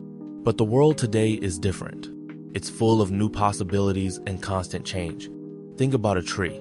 When a sapling is small, it has a main trunk, and you might think its shape is set. But as it grows, new branches appear, old ones might fall off, it stretches towards the sun, and its roots spread deep. A storm might change its form, or a long drought. The tree never stops growing and changing, even though it started as a tiny sprout. Your life is a lot like that tree. You are always learning, always changing, always discovering new interests and talents. The person you are at 15 or 18 will be different from the person you are at 25 or 40 or 60. And that's a wonderful thing. It means you have the freedom to explore, to make mistakes, to learn, and to start over if you need to. Your future isn't a locked door. It's more like a landscape with many paths, and you get to choose which ones to walk, even when you're much older. Every year brings new lessons and new chances. You'll discover things about yourself you never knew. So don't feel the need to have it all figured out right now. Life is truly about the journey, not just the starting point. Just keep growing and keep exploring. Do you ever feel like learning is just a big task? Like homework, tests, and school are things you have to get through, not something you actually want to do? For many of us, that's how it feels. We're taught to see learning as a duty, a box to check, or a hurdle to jump over to get a good grade or pass to the next level. It often seems like something outside of us, forced upon us, instead of a natural part of who we are. But here's the thing. Human beings are naturally curious. Think about a baby or a toddler. They touch everything, put things in their mouths, ask why, 1,000,000 times. They're learning constantly. And it's not a chore, it's an adventure. For a long time, people saw learning as a path to understanding the world and themselves. Ancient thinkers, like those in old Greece, believed learning was about gaining wisdom, about becoming a better, more thoughtful person. It wasn't just about memorizing facts for a test. It was about truly seeing and making sense of life. Consider learning to ride a bike. At first, it's wobbly and maybe a little scary. You fall, you get scraped knees. But you keep trying because you want to learn. There's a real joy when you finally balance and pedal on your own. It's not a chore, it's a goal you set for yourself. Now, imagine if someone told you must learn to ride this bike by Friday, and you'll get a C if you don't. Suddenly, that fun personal challenge might feel like a heavy burden. So, maybe the real problem isn't learning itself, but how we're often told to do it. What if learning could be more like that bike ride? Something we choose to explore. Something that brings us the quiet satisfaction of discovering new things and growing, one small pedal stroke at a time. Maybe learning isn't a chore, but a natural, beautiful way our minds reach out to the world around us. Do you ever hear grown-ups talk about college and money, and it sounds like you need a treasure chest to even get in the door? It's a common thought, right? And looking at the price tags for some schools can feel a bit like staring at a mountain you can't climb. But here's the thing. The idea that you need a huge pile of money just to start college isn't always the whole truth. It's more like a myth that can sometimes stop people from even trying. The The reality is, while college definitely has a cost, there are many ways to pay for it that don't depend on your family having a giant bank account. We're talking about things like scholarships, which are gifts of money you don't have to pay back. These can be for good grades, special talents, or even unique interests. Then there are grants, which are similar to scholarships but often given based on how much financial help your family needs. And don't forget about community colleges, which offer a solid start at a much lower cost for the first 2 years, letting you save money before transferring. A long time ago, especially centuries ago, higher education was mostly for very wealthy people. It was a rare privilege, not something most people even considered. But as the world changed, people realized that educated citizens help build stronger communities. So, schools and governments slowly began creating programs to help more students attend. It was a gradual shift, trying to open up more doors to learning for everyone, not just a select few. Think of it like getting a new video game console. It costs a lot, right? But what if you could earn gift cards by doing chores? Or your birthday money helps? Or you buy a used one that works great? College money is a bit like that. There are many gift cards out there, scholarships, grants, that help you pay for the big game console of education. So while the price tag might seem scary, the idea that money is the only wall block in college isn't always true. It just means you might have to do some searching, ask questions, and look for different ways to fund your journey. It's about seeing possibilities where others might only see a closed door. Going to school automatically makes you happy. Have you ever heard someone say that school is the best time of your life, or that just being there learning should make you feel happy all the time? Here's the thing. While school offers amazing chances to grow and learn, it doesn't automatically switch on a happiness button inside us. It's a common idea that getting an education is the golden ticket to a good life, and that a good life means being happy. So people often link happiness directly to the act of going to school. Think of it like this. Food is essential for us to live, right? And eating delicious food can definitely make us happy. But imagine if someone told you that every single meal you ever ate, no matter what it was or how you felt, had to make you happy. What if you were eating something you didn't like? Or if you felt sick? Just because food is good for you doesn't mean every bite brings joy. Historically, education was often seen as a way to gain knowledge and wisdom, which ancient thinkers sometimes believed led to a more content and fulfilling life. The idea was that learning helps you understand the world, and that understanding brings a sense of peace or purpose. But that's different from saying the act of sitting in a classroom every single day will always make you feel cheerful. And that's why it matters. Life, even at school, has its ups and downs. You might have amazing classes and friends, but also tough subjects, stressful tests, or moments when you feel down. It's okay to feel a mix of emotions. Happiness isn't a fixed destination you arrive at just by attending school. It's more like a journey with different landscapes.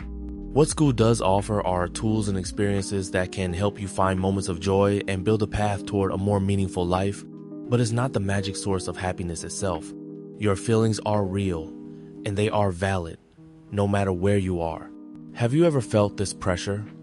Like every time you meet someone new, or even just walk into a room, you need to be on, like you have to say exactly the right thing or look exactly the right way to make sure everyone likes you? Here's the thing, that feeling, that idea that you have to impress every single person you meet is one of those big education lies. It's not just hard, it's actually impossible. People are different. They have different tastes, different ideas of what's cool or smart or funny. What one person loves, another might just shrug at. And that's totally okay. This lie often comes from a natural human desire to belong, to be accepted. We see it on social media, where everyone seems to be presenting a perfect version of themselves, chasing likes and followers. It can make us think that universal approval is the goal. But for centuries, thinkers have known that true connection isn't about pleasing the masses. Think about your favorite type of music. You might love pop, but your friend might only listen to classical, and another might be all about hi-fop. None of you are wrong, you just have different preferences. It's like trying to make everyone in the world love the exact same flavor of ice cream. Some like vanilla, some chocolate, some strawberry. You wouldn't force a chocolate lover to adore vanilla, right? In the same way, you can't expect every person to click with your unique personality. So, the truth is, your job isn't to impress everyone. Your job is to be genuinely yourself. The people who truly connect with you, the ones who value you for who you really are, those are your real connections. Trying to be someone else for everyone else is exhausting, and it keeps you from finding the people who will appreciate the real you. There's a quiet strength in knowing not everyone will get you, and that's perfectly fine. It frees you up to be authentic. Have you ever spent time with friends, laughing and sharing, and then later found yourself comparing something they have or did to your own life? Maybe they got a better grade or made the team or just seem to have more fun. It's not that you're unhappy for them, but a tiny part of your brain might be wondering, why not me? Here's the thing. While your friends absolutely support you, our minds are naturally wired to compare ourselves to the people closest to us. This isn't a mean trick. It's called social comparison theory. And it means we often figure out who we are by looking at others. For a very long time, humans have lived in groups. In those groups, people always checked out what others were doing. It was a way to understand where they stood, or simply see if they were doing okay compared to everyone else. Think about it like this. Imagine you and a friend both try out for the school play. You both work hard.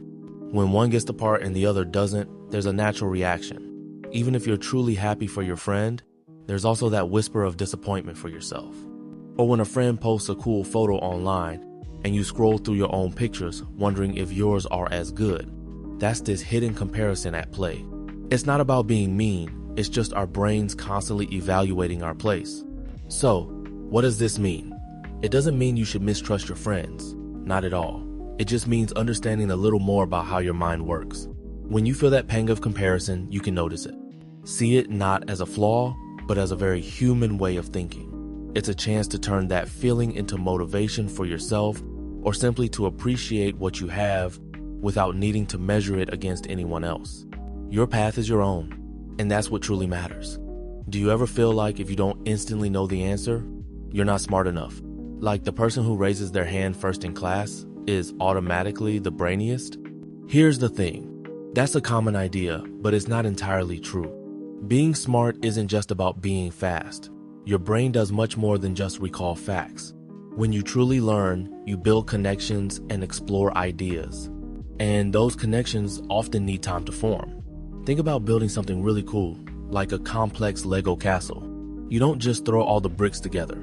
You look at the plans, you think it through, then carefully put each part in place.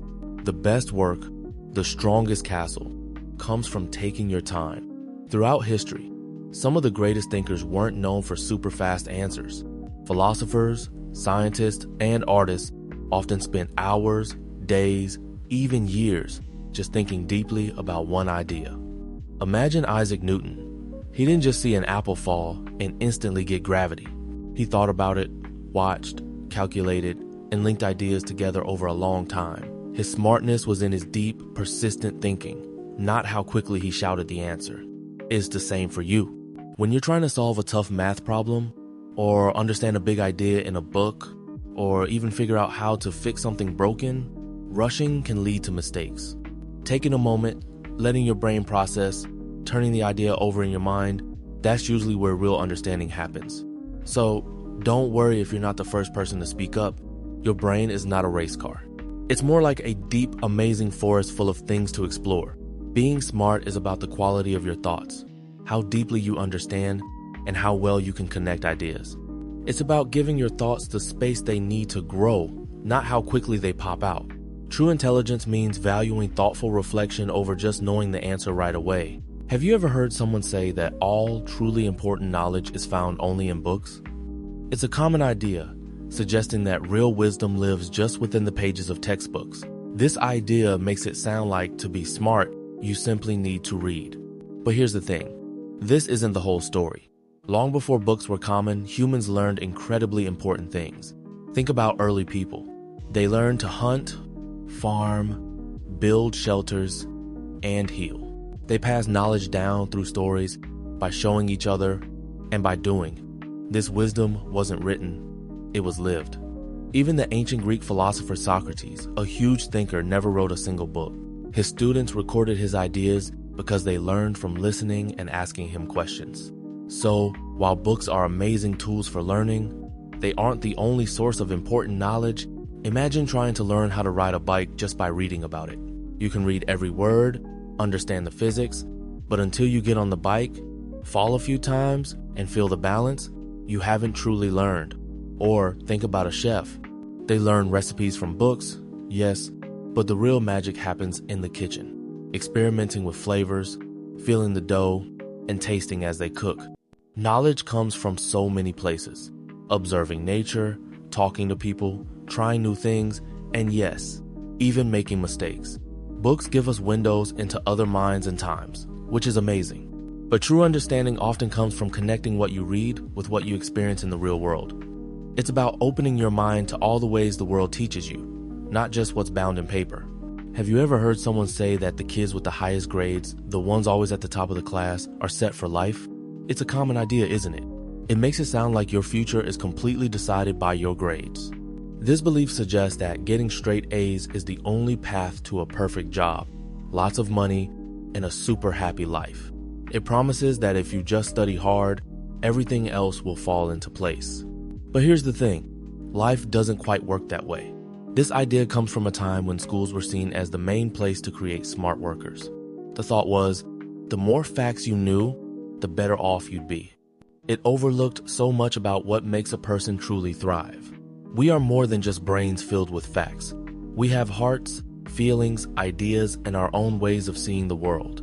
Think about a garden. You might have the best, most expensive seeds in the world. Those seeds are like your school grades, important, full of potential. But if those seeds don't get good soil, enough sunlight, water, and gentle care, they won't grow into strong plants, no matter how good the seeds were.